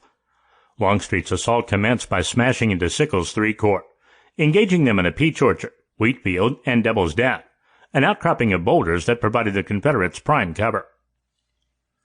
When it became obvious that Sickles' Three Corps was in dire straits, the chaos in that sector acted like a vacuum that induced both sides to pour more men into the vicinity. Moreover, when Sickles was injured, command of the Three Corps fell upon Hancock as well. Realizing what was happening, Hancock sent in his 2-Corps 1st Division, under Brigadier General John C. Caldwell, to reinforce the Three Corps in the wheat field. The fighting in the wheat field was so intense that Caldwell's division would be all but annihilated during the afternoon. At the same time, men from Confederate General A.P. Hill's corps made their advance toward the Union center, forcing Hancock to rally defenses and rushed units to critical spots to patch the holes. With Hill in his front and Longstreet's attack to his left, Hancock was in the unenviable position of having to attempt to resist Confederate advances spread out over a few miles, at least until more and more reserves could be rushed over from the other side of the Union line to the Army's left flank. Hancock made one of the most critical decisions of his military career. Ordering his men to make what was essentially a suicidal bayonet charge into the face of Hill's Confederates on Cemetery Ridge, Hancock sent the 1st Minnesota to charge a Confederate brigade 4 times its size. One of the Minnesota volunteers, one William Loughran, later said, "Every man realized in an instant what the order meant, death or wounds to us all, the sacrifice of the regiment to gain a few minutes' time and save the position, and probably the battlefield, and every man saw and accepted the necessity of the sacrifice." While extremely costly to the regiment, the Minnesotans suffered 87% casualties, the worst of any regiment at Gettysburg. This heroic sacrifice bought time to organize the defensive line and kept the battle from turning in favor of the Confederates. Hancock would write of them, "I cannot speak too highly of this regiment and its commander in its attack, as well as in its subsequent advance against the enemy, in which it lost 3/4 of the officers and men engaged." As Longstreet's assault on the Union left continued, his line naturally got more and more entangled as well. As Longstreet's men kept moving to the right, they reached the base of Little Round Top and Round Top, 2 rocky hills south of Gettysburg proper, at the far left. When Meade's chief engineer, Brigadier General Governor Warren, spotted the sun shining up the bayonets of Longstreet's men as they moved toward the Union left, it alerted the Army of the Potomac of the need to occupy Little Round Top, high ground that commanded much of the field. The men who moved into position came in the form of Strong Vincent's brigade. In front of Vincent's brigade was General Evander Law's advancing Alabama brigade, of Hood's division. Law ordered 5 regiments to take Little Round Top, the 4th, 15th, and 47th Alabama, and the 4th and 5th Texas, but they had already marched more than 20 miles just to reach that point. They were now being asked to charge up high ground on a muggy, hot day. Nevertheless, the Confederates made desperate assaults against Little Round Top, even after being repulsed by the Union defenders several times. In the middle of the fighting, after he saw Confederates trying to push around his flank, Chamberlain stretched his line until his regiment was merely a single-file line, and he then had to order his left, southernmost half to swing back, thus forming an angle in their line in an effort to prevent a flank attack. Despite suffering heavy losses, the 20th Maine held through 2 subsequent charges by the 15th Alabama and other Confederate regiments for nearly 2 hours. Even after repulsing the Confederates several times, Chamberlain and his regiment faced a serious dilemma. With casualties mounting and ammunition running low, in desperation, Chamberlain claimed to have ordered his left wing to initiate an all-out pivoting bayonet charge. With the 20th Maine charging ahead, the left wing wheeling continually to make the charging line swing like a hinge, thus creating a simultaneous frontal assault and flanking maneuver. They ultimately succeeded in not only taking the hill, but capturing 100 Confederate soldiers in the process. Chamberlain suffered 2 slight wounds in the battle, one when a shot ricocheted off his sword scabbard and bruised his thigh, another when his right foot was struck by a piece of shrapnel. With this success, Chamberlain was credited with preventing the Union flank from being penetrated and keeping the Confederates from pouring in behind Union lines. Ultimately, it was the occupation and defense of Little Round Top that saved the rest of the Union line at Gettysburg. Had the Confederates commanded that high ground, it would have been able to position artillery that could have swept the Union lines along Cemetery Ridge and Cemetery Hill, which would have certainly forced the Army of the Potomac to withdraw from their lines. Chamberlain would be awarded the coveted Congressional Medal of Honor for daring heroism and great tenacity in holding his position on the Little Round Top against repeated assaults and carrying the advanced position on the Great Round Top. And the 20th Maine's actions that day became one of the most famous attacks of the Battle of Gettysburg and the Civil War as a whole. While the Army of the Potomac managed to desperately hold on the left, Ewell's attack against Culp's Hill on the other end of the field met with some success in pushing the Army of the Potomac back. However, the attack started so late in the day that nightfall made it impossible for the Confederates to capitalize on their success. Ewell's men would spend the night at the base of Culp's Hill and partially up the hill, but it would fall upon them to pick up the attack the next morning. That night, Meade held another council of war. Having been attacked on both flanks, Meade and his top officers correctly surmised that Lee would attempt an attack on the center of the line the next day. Moreover, captured Confederates and the fighting and intelligence of Day 2 let it be known that the only Confederate unit that had not yet seen action during the fighting was George Pickett's division of Longstreet's corps. July 3, 1863. July 3, 1863, Day 3 of the Battle of Gettysburg, was the most important day for several Civil War generals' careers, as well as their legacies. Winfield Scott Hancock would be one of them. Longstreet did not meet with Lee on the night of July 2nd, so when Lee met with him the following morning, he found Longstreet's men were not ready to conduct an early morning attack, which Lee had wanted to attempt just as he was on the other side of the lines against Culp's Hill. With Pickett's men not up, however, Longstreet's corps couldn't make such an attack. Lee later wrote that Longstreet's dispositions were not completed as early as was expected. On the morning of July 3rd, the Confederate attack against Culp's Hill fizzled out, but by then, Lee had already planned a massive attack on the Union center, combined with having Stuart's cavalry attack the Union Army's lines in the rear. A successful attack would split the Army of the Potomac at the same time its communication and supply lines were severed by Stuart, which would make it possible to capture the entire army in detail. There was just one problem with the plan, as Longstreet told Lee that morning. No 15,000 men who ever existed could successfully execute the attack. The charge required marching across an open field for about a mile, with the Union artillery holding high ground on all sides of the incoming Confederates. Longstreet ardently opposed the attack, but, already 2 days into the battle, Lee explained that because the Army of the Potomac was here on the field, he must strike at it.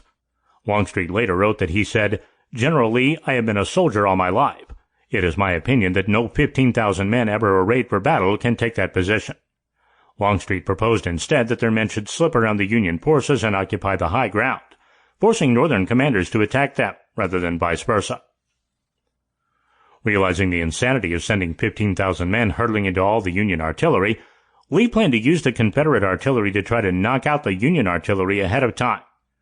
Although old friend William Pendleton was the artillery chief, the artillery cannonade would be supervised by Edward Porter Alexander, Longstreet's chief artillerist, who would have to give the go-ahead to the charging infantry because they were falling under Longstreet's command.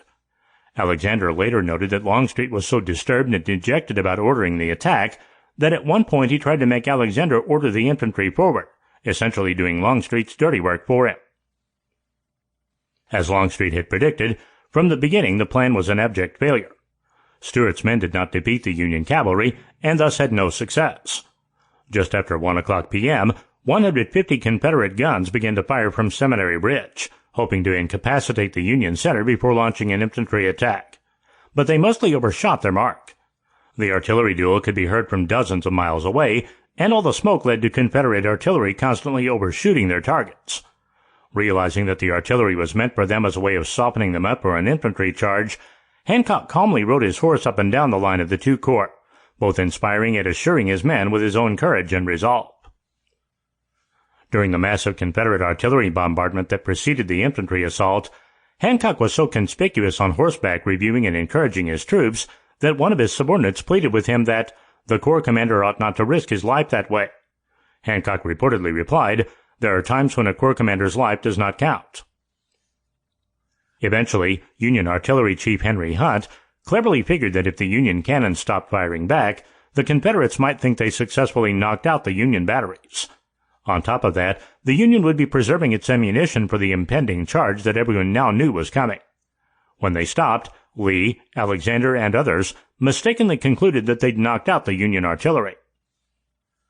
A short time later, Confederate General George Pickett, commander of one of the 3 divisions under General Longstreet, prepared for the charge that would forever bear his name, even though he commanded only about a third of the force and was officially under Longstreet's direction. With his men in position, Pickett asked Longstreet to give the order to advance, but Longstreet could only nod, fearing that to verbalize the order may reveal his utter lack of competence in the plan. Thus, about 15,000 Confederates stepped out in sight and began their charge with an orderly march starting about a mile away. No doubt an inspiring sight to Hancock and the Union men directly across from the oncoming assault. As the Confederate line advanced, Union cannon on Cemetery Ridge and Little Round Top began blasting away, with Confederate soldiers continuing to march forward. One Union soldier later wrote, "We could not help hitting them with every shot. A dozen men might be felled by one single bursting shell." By the time Longstreet's men reached Emmitsburg Road, Union artillery switched to firing grape shot, tin cans filled with iron and lead balls, and as the Confederate troops continued to approach the Union center, Union troops positioned behind the wall cut down the oncoming Confederates, easily decimating both flanks. And while some of the men did manage to advance to the Union line and engage in hand-to-hand combat, it was of little consequence. In the midst of the fighting, as he was conferring with one of his brigadier generals, General Stannard, Hancock suddenly felt a searing pain in his thigh. He had just been severely wounded when a bullet struck the pommel of his saddle and entered his inner right thigh, along with wood splinters and a large bent nail. Helped from his horse by his aides, he removed the saddle nail himself and applied a tourniquet, colorfully swearing at his own men while demanding that they not let him bleed to death. Nevertheless, he refused to remove himself to the rear until the offensive had concluded. After about an hour, nearly 6,500 Confederates were dead or wounded, 5 times that of the Union, with all 13 regimental commanders in Pickett's division killed or wounded.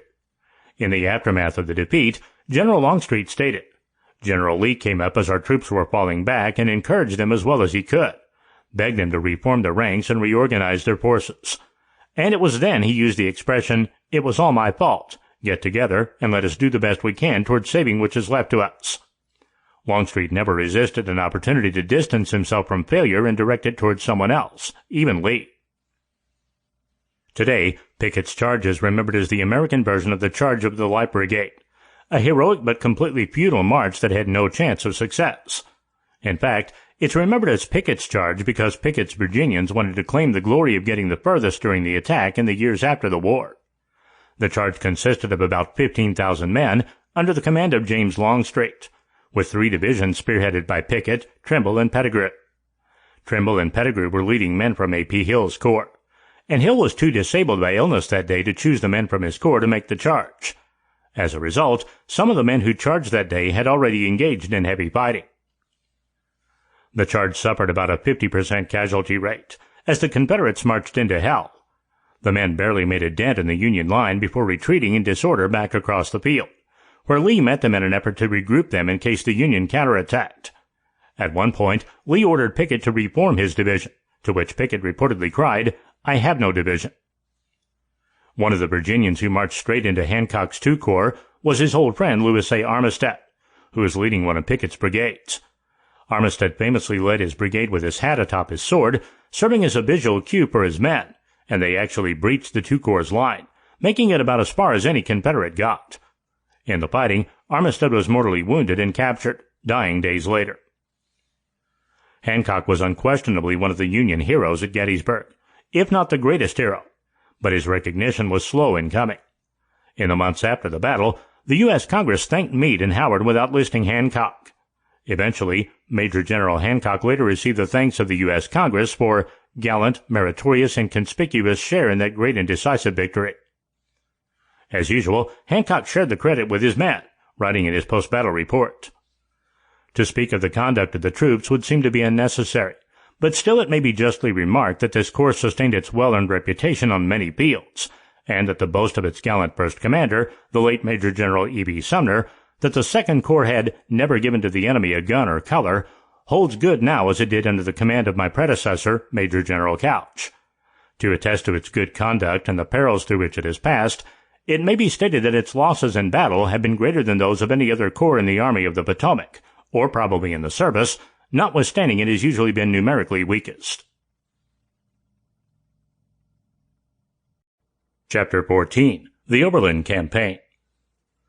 Forced out of action for the next 6 months, Hancock performed recruiting duty in Norristown, and though he eventually resumed command, he would suffer the effects of his Gettysburg wound for the duration of his life.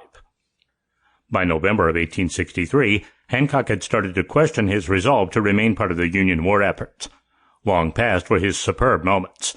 He'd now been wounded 4 times, his Gettysburg wound stubbornly refused to heal, and independent command seemed no closer than it had several engagements before. There were rumors that General Meade might be relieved of duty, and that he was in line to replace him. But he also began to wonder if his promotions had been more appeasement than acknowledgment of his leadership abilities. Additionally, his once proud II Corps had been reduced to a mere shadow of itself, now bloated with bounty men. Decidedly tired of serving the army and receiving so little glory, he remarked to a colleague, "We do not get any of the credit, considering the fighting we do." Hancock had a good point, especially when he could point to the treatment Meade received in the wake of the battle. Although the Army of the Potomac had been victorious at Gettysburg, Lincoln was still upset at what he perceived to be General Meade's failure to trap Robert E. Lee's Army of Northern Virginia in Pennsylvania. When Lee retreated from Pennsylvania without much fight from the Army of the Potomac, Lincoln was again discouraged, believing Meade had a chance to end the war if he had been bolder. Though historians dispute that, and the Confederates actually invited attack during the retreat, Lincoln was constantly looking for more aggressive fighters to lead his men.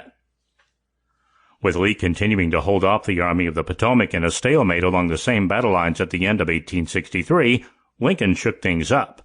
In March 1864, Grant was promoted to lieutenant general and given command of all the armies of the United States. His first acts of command were to keep General Halleck in position to serve as a liaison between Lincoln and Secretary of War Edwin Stanton.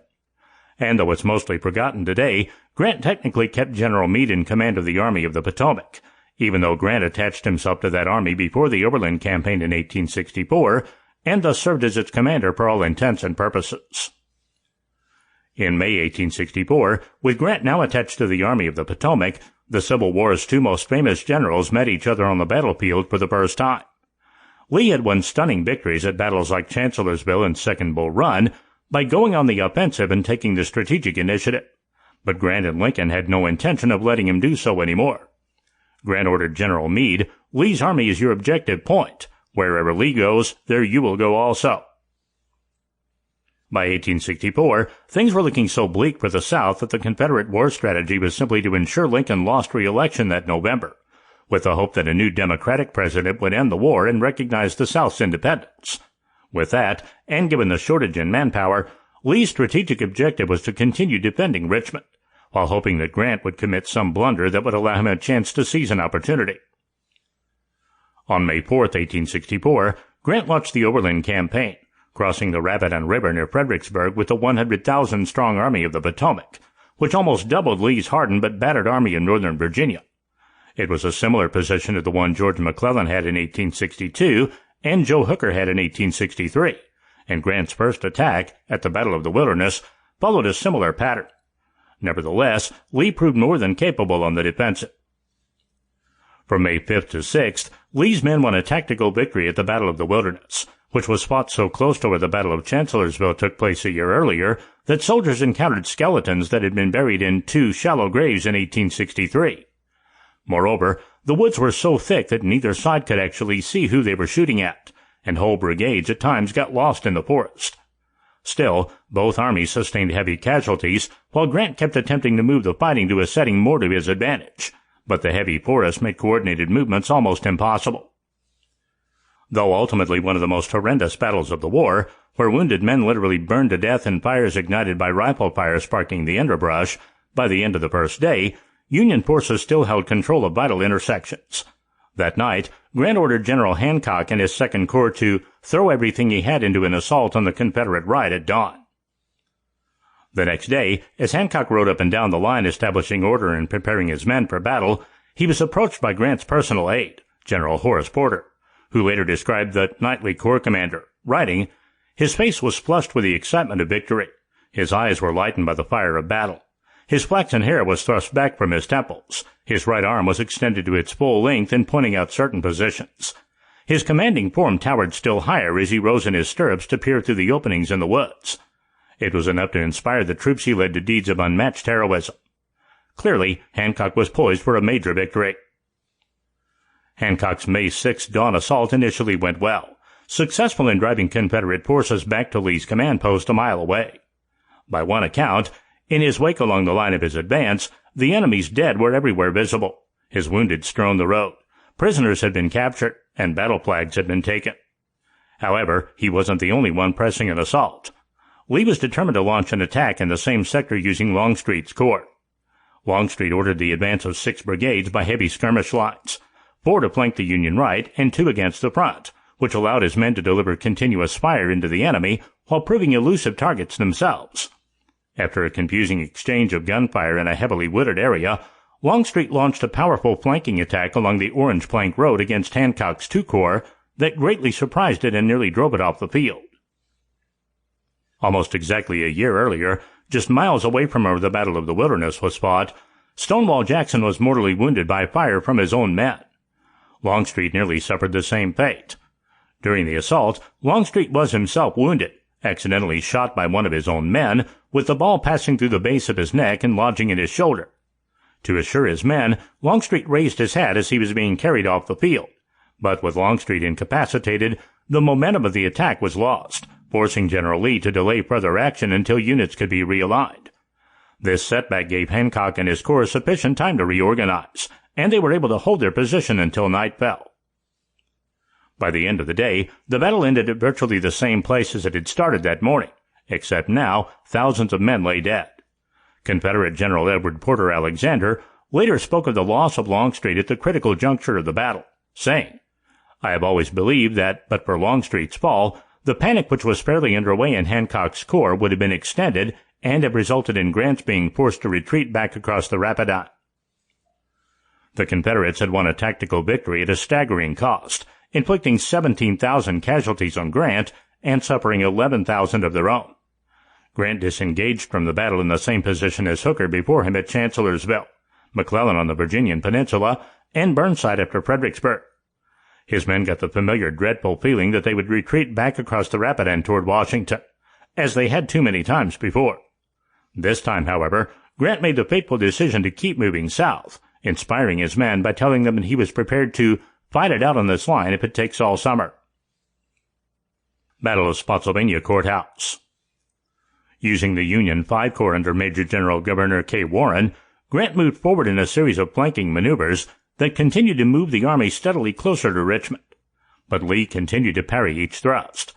The next major battle took place at Spotsylvania Courthouse from May 8th to 21st, with the heaviest fighting on May 12th when a salient in the Confederate line nearly spelled disaster for Lee's army.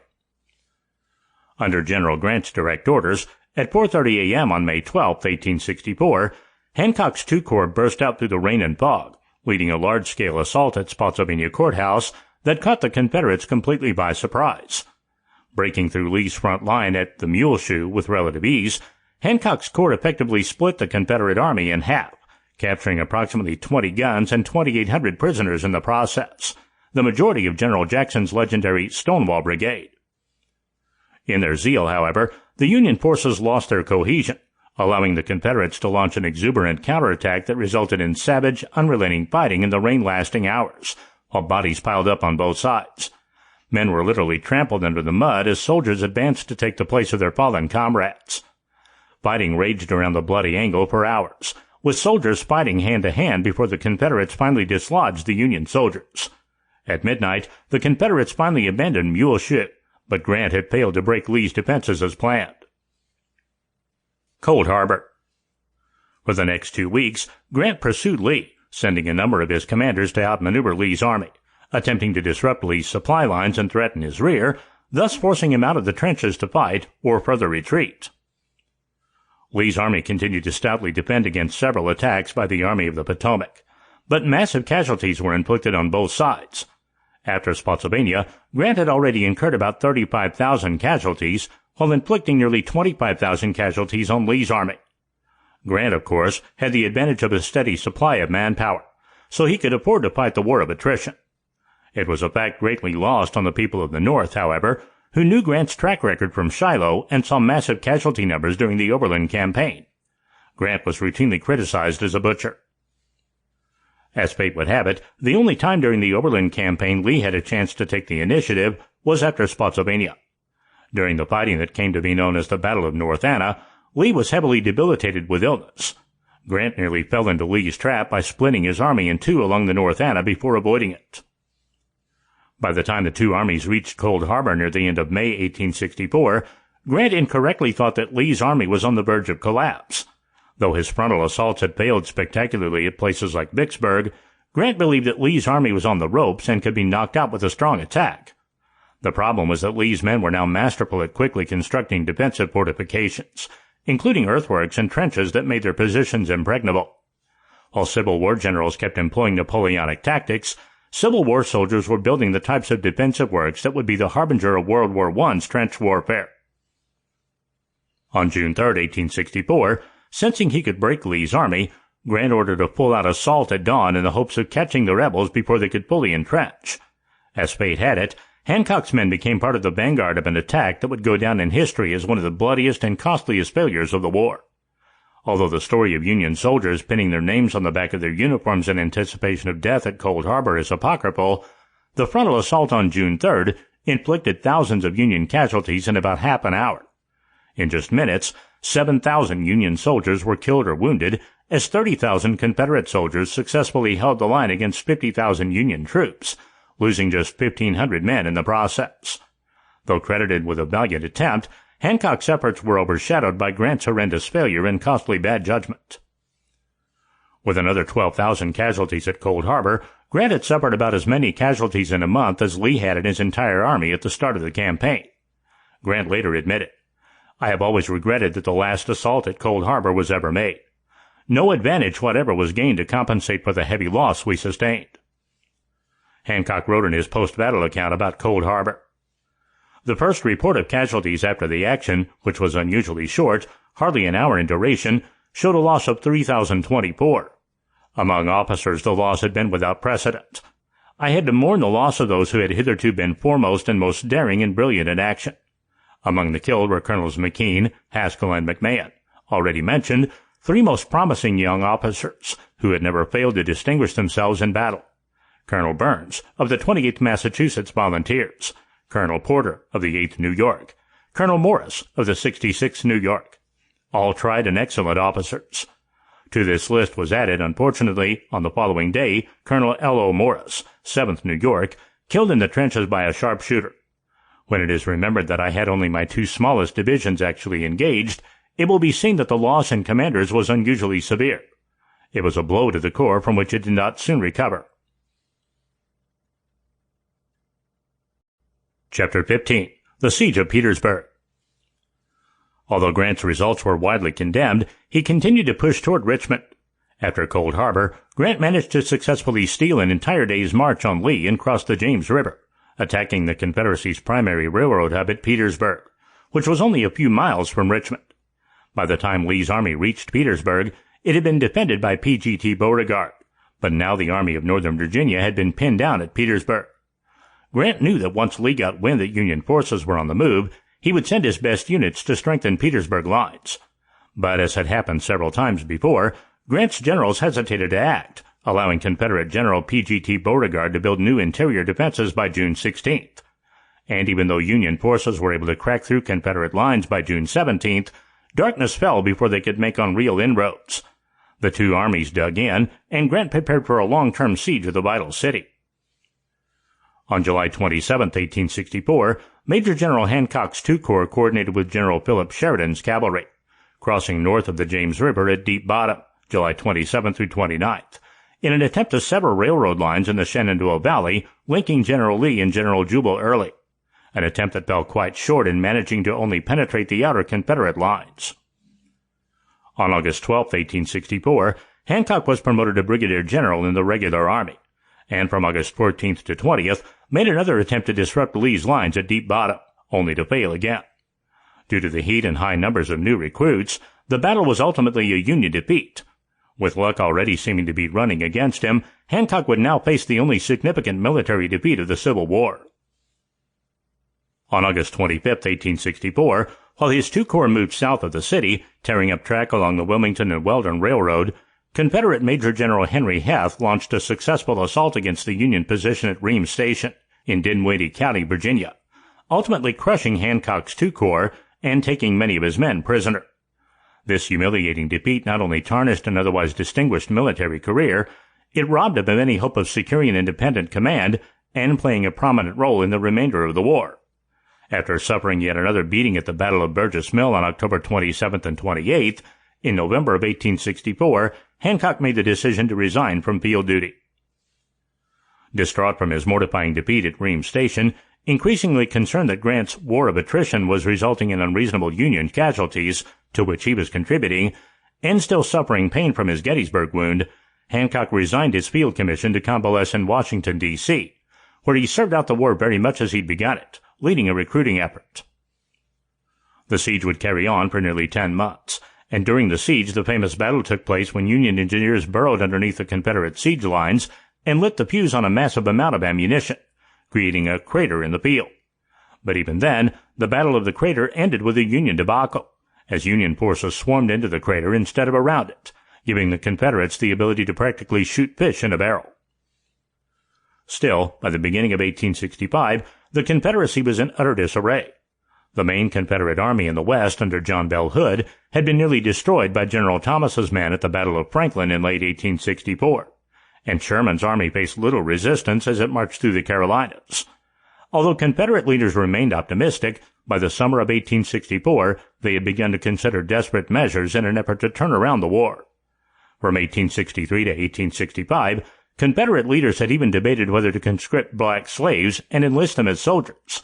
Even as their fortunes looked bleak, the Confederates refused to issue an official policy to enlist blacks. It was likely too late to save the Confederacy anyway. By the time Lincoln delivered his second inaugural address in March 1865, the end of the war was in sight.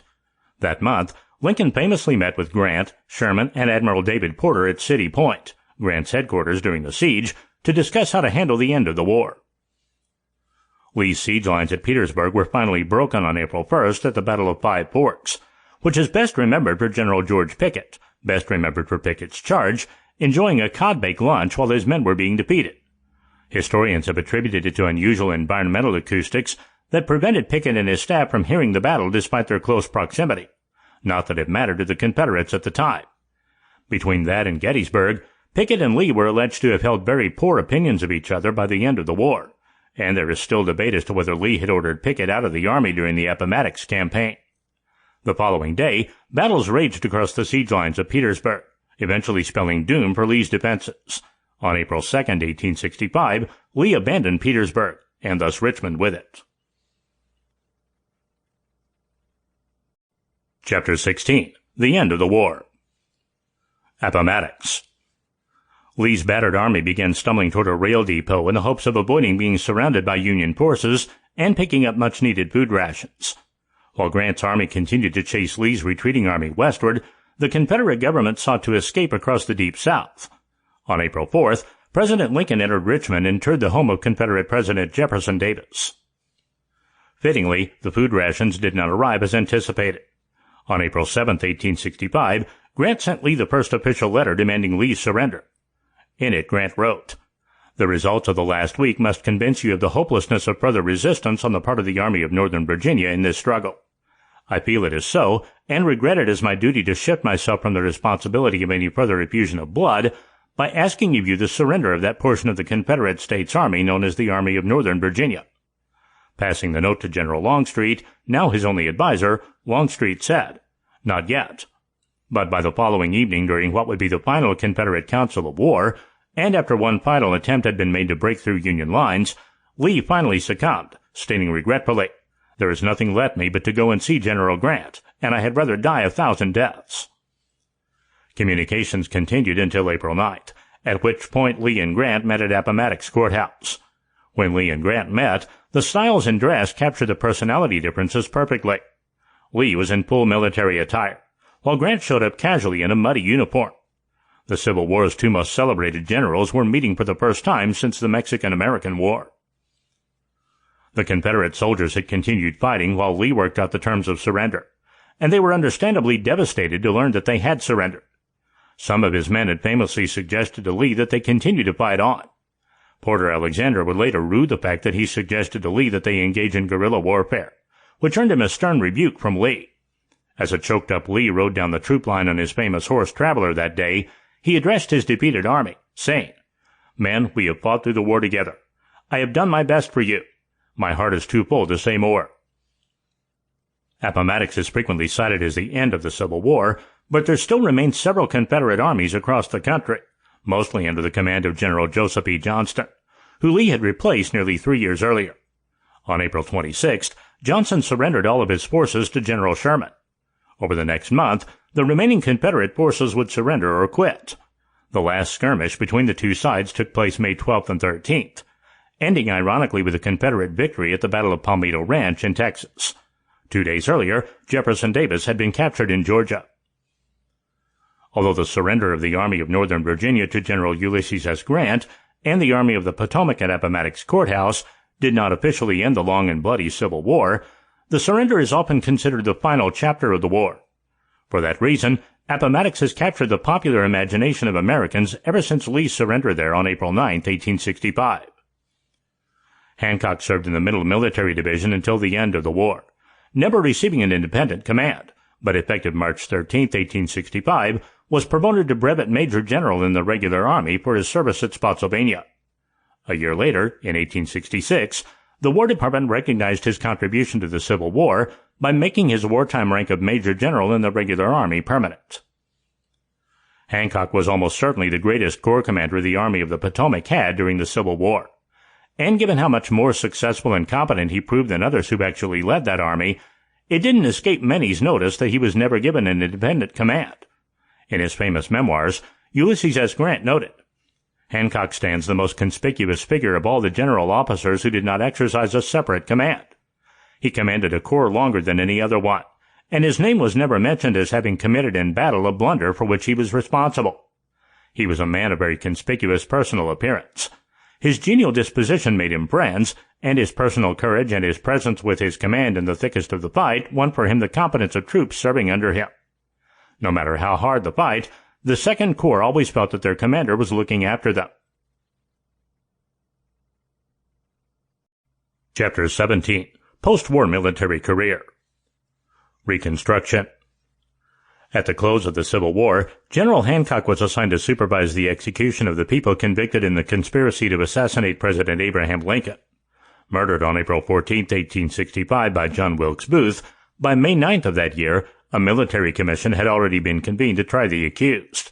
Though Booth himself was already dead, tracked to a farm in Virginia where he was killed by Sergeant Boston Corbett on April 26th, the trial of his co-conspirators had proceeded quickly, with President Andrew Johnson ordering the hangings of the convicted to be carried out on July 7th. Though reluctant to execute some of the less culpable conspirators, particularly Mary Surratt, Hancock carried out his orders, later writing that every soldier was bound to act as I did under similar circumstances. Surratt became the first woman executed by the United States federal government, and though he carried out orders, Hancock was criticized for opposing her execution. After the Lincoln hangings, Hancock was assigned command of the newly organized Middle Military Department, headquartered in Baltimore, Maryland. In 1866, on Grant's recommendation, Hancock was promoted to Major General and later that year transferred to Fort Leavenworth, Kansas, to assume command of the Military Department of Missouri, which included the states of Missouri, Kansas, Colorado, and New Mexico. Soon after arriving, General William Tecumseh Sherman assigned Hancock to lead an expedition to negotiate peace with the Cheyenne and Sioux, with whom relations had taken a turn for the worse after the Sand Creek Massacre on November 29, 1864. 700 Colorado Territory militia had attacked and destroyed a village of friendly Cheyenne and Arapaho, killing and mutilating an estimated 150 Native Americans, about two-thirds of whom were women and children. After a bad start, negotiations got even worse after Hancock ordered the burning of an abandoned Cheyenne village in central Kansas, after which an armed confrontation ensued. Though there was little actual loss of life on either side, Hancock failed to establish order, with relationships remaining strained. By January of 1867, it had become apparent around Washington, D.C. that President Andrew Johnson considered Reconstruction a mad, infamous revolution, and intended to oppose Congress at every turn. Radical Republicans responded by getting the House of Representatives to pass a resolution calling for an immediate impeachment investigation. In February, an official statement was issued regarding Johnson's attitude. If Johnson fails to execute the laws, in their spirit as well as in their letter, the president may, after all, come to be regarded as an obstacle which must be deposed. Unhappy with the way Republican generals were governing the South under Reconstruction, in mid-1867, President Johnson reassigned General Hancock to New Orleans, placing him in charge of the 5th Military District, which encompassed Texas and Louisiana. Almost immediately, Hancock ingratiated himself with the white conservative population by issuing his General Order No. 40 on November 29, 1867, expressing his support of Johnson's policies and declaring that so long as a state of peace exists in his district, he would not interfere with civil authorities. In essence, this meant no soldiers would be posted at polling places to protect black voters. To the South and Democrats of the North, this suggested that although Hancock had opposed the South's secession from the United States, he now supported leniency towards the defeated Confederates. Immediately condemned by radical Republicans in Washington and wholeheartedly approved by President Johnson, Hancock then proceeded to act on his declaration, denying local Republican politicians' requests to use his power to overturn elections and court verdicts in their favor, while also letting it be known that open insurrection would be militarily suppressed. This resulted in Hancock's popularity within the Democratic Party growing to such an extent that he was considered the presidential nominee frontrunner in the 1868 election. And although Hancock collected a significant number of delegates at the 1868 convention, his presidential aspirations went unfulfilled, with Ulysses S. Grant elected the 18th President of the United States. Heading west again. With Ulysses S. Grant's 1868 election to the White House, the Republicans gained a firm hold on Washington politics, and General Hancock transferred once again. This time, he was sent away from the sensitive Reconstruction issues to the isolated post that was the Department of Dakota, covering Minnesota, Montana, and the Dakotas. As with his previous Western command, Hancock began his duty with a conference of the regional Native American tribal leaders, but this time he was much more successful in establishing a state of peace. Less than 2 years later, however, in 1870, peace was broken when an army expedition massacred a Blackfoot settlement, and relations worsened as whites were granted government sanctioning to encroach into the Sioux's Black Hills in violation of the 1868 Treaty of Fort Laramie, guaranteeing the Lakota ownership of the Black Hills, including land and hunting rights in South Dakota, Wyoming, and Montana. Still, Hancock managed to avert all-out war, and most of Hancock's time in Western Command was peaceful. During his Western tour of duty, General Hancock was afforded the unique opportunity to contribute to the creation of Yellowstone National Park. In August of 1870, Hancock ordered the 2nd Cavalry at Fort Ellis to provide a military escort for General Henry D. Washburn's exploration of the Yellowstone region, henceforth known as the Washburn-Langford-Doane Expedition. In 1871, during Captain John W. Barlow's subsequent exploration of the Yellowstone region, Barlow formally named a summit on what would become the southern boundary of the park, Mount Hancock, in honor of the general's contribution. Command in the East. In November of 1872, after General Meade died, General Hancock became the U.S. Army's senior major general, with Grant making him the new commander of the Division of the Atlantic, headquartered at Fort Columbus on Governor's Island, New York City. Although the new command covered a vast expanse of U.S. territory, the entire settled northeast area of the country, his command was militarily uneventful with the exception of the Army's involvement in the Great Railroad Strike of 1877. At the time of his death on February 9, 1886, Hancock was still in command of the Military Division of the Atlantic. Chapter 18. Personal and Political Life, 1865 to 1888. Political Aspirations. On February 4, 1867, Hancock received word that his father had died. Then, in 1875, 1879 and 1884, respectively, Hancock's daughter Ada, his mother Elizabeth, and his son Russell died. In 1867, Hancock published what is believed to be his only completed work, Reports of Major General W.S. Hancock upon Indian Affairs. Though seldom avert about his interest, while serving in his military capacity in New York City in command of Governor's Island, Hancock did his best to foster his political connections and apparent interest in the presidency. Subsequently, in the first ballot at the Democratic Convention of 1876, Hancock initially received considerable support, only to be swept from the field by New York Governor Samuel J. Tilden on the second ballot. When Republican Rutherford B. Hayes finally took the election, Hancock and his Democratic supporters set their sights on 1880. Considering the electoral crisis of 1876, the Tilden-Hayes presidential election was one of the most disputed in American history, and the end of Reconstruction in 1877, Democrats figured the political atmosphere surrounding the 1880 election would offer the best opportunity for a Democratic victory in a generation. Although Hancock had considerable Democratic support in the 1877 presidential election, he was unable to attract the majority of delegates needed. In 1880, however, Hancock's chances improved when President Hayes announced that he would not seek a second term, and Democratic favorite Samuel J. Tilden declined to run again due to failing health. Still, that year Hancock faced a lineup of renowned public figures, including Stephen Johnston Field, Thomas A. Hendricks, Thomas F. Bayard, and Allen G. Thurman, all vying for the presidential nomination. Ultimately, Democrats decided that Hancock's neutral position on the monetary gold standard issue, combined with his continued support of the South, stated in his General Order No. 40, meant that Hancock more than any other candidate had nationwide appeal. Thus, when the Democratic Convention assembled in Cincinnati in June 1880, Hancock led on the first ballot, but did not get the requisite two-thirds votes until the second. Ultimately, Winfield Scott Hancock became the 1880 Democratic presidential nominee, pitted against Republican James A. Garfield. Although Hancock's stance toward maintenance of the civil authorities in their natural and rightful dominion, as spelled out in his General Order No. 40, endeared Hancock to the majority of Democrats, Garfield's campaigners painted the Democrats as unsympathetic to the plight of industrial laborers, a group that would benefit by a high protective tariff. In the end, the tariff issue succeeded in cutting Democratic support in the industrialized northern states, which were essential to establishing a Democratic majority. Ultimately failing to carry any of the northern states except New Jersey, Hancock lost the election to James Garfield, who won just 39,213 more votes than Hancock. Final days. Following the election of 1880, Hancock left politics behind and continued in his capacity as commander of the Division of the Atlantic until his death in 1886. In 1881, he was elected president of the National Rifle Association, stating, "The object of the NRA is to increase the military strength of the country by making skill in the use of arms as prevalent as it was in the days of the Revolution."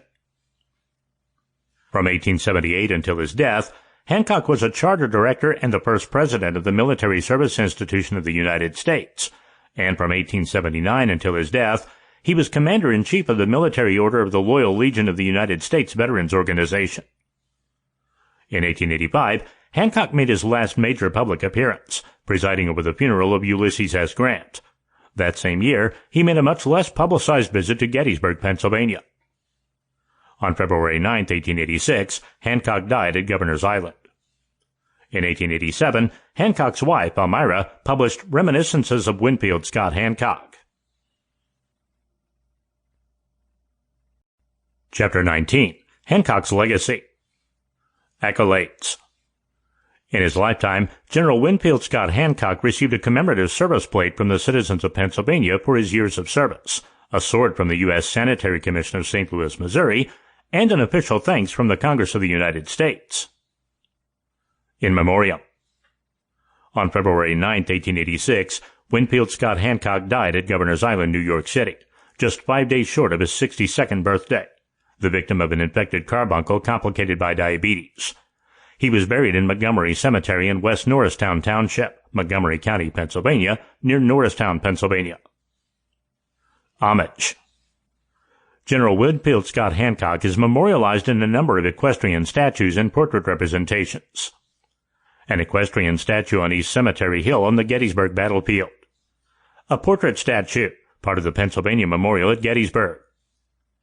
an alto relievo, relief sculpture, depicting Hancock's wounding during Pickett's charge on the New York State Monument at Gettysburg.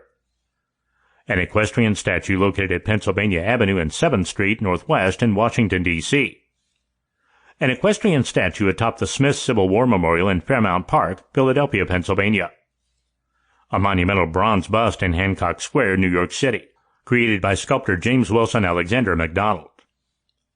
Hancock's likeness also adorns U.S. currency on the $2 silver certificate series of 1886.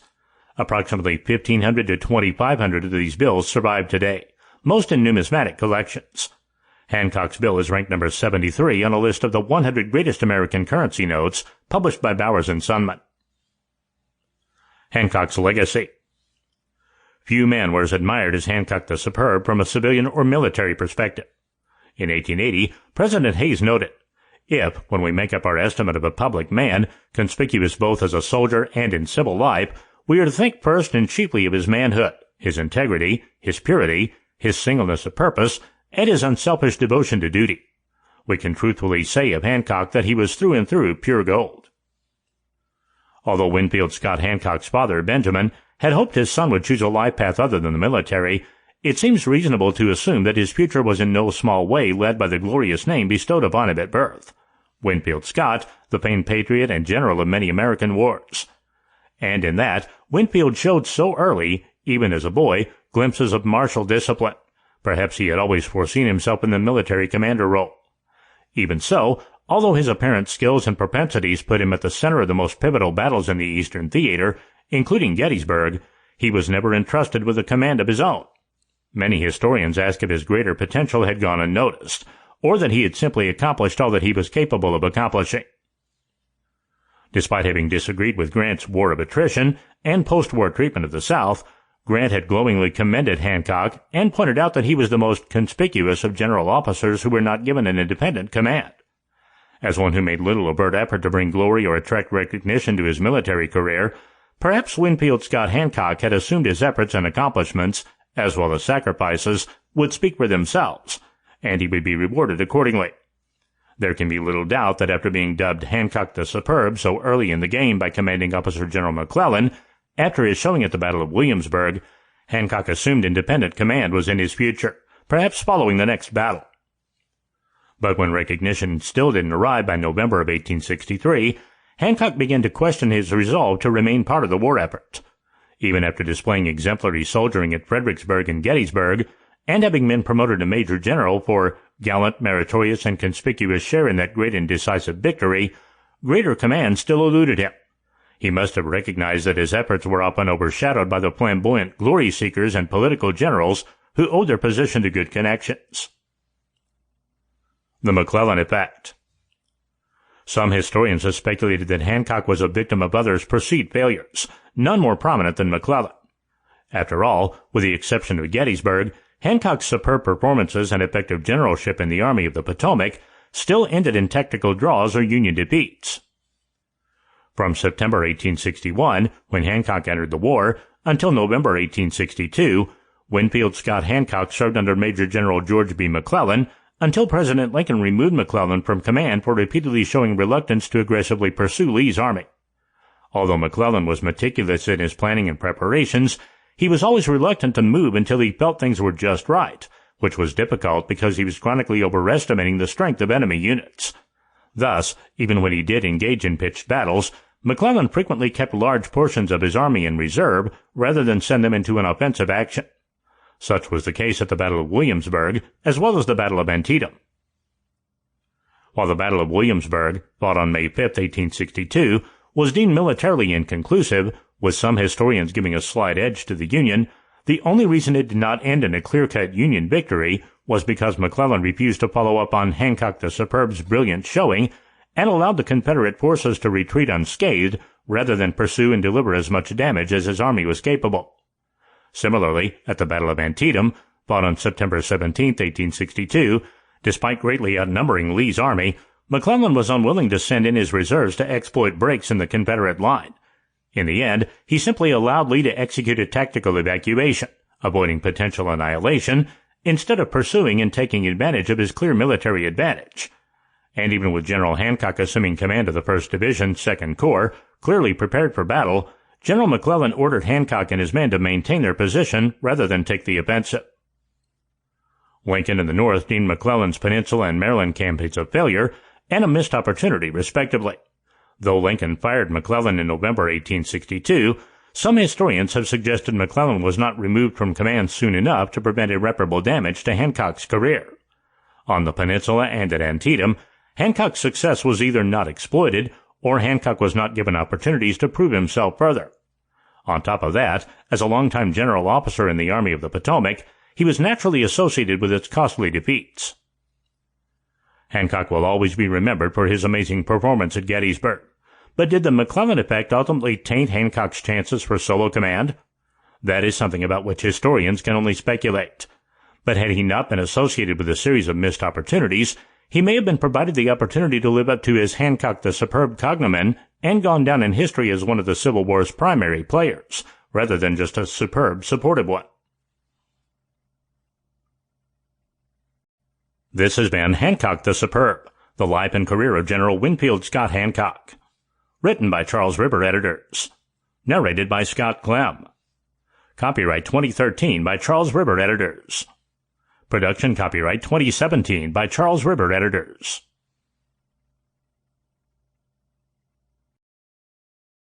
Audible hopes you have enjoyed this program.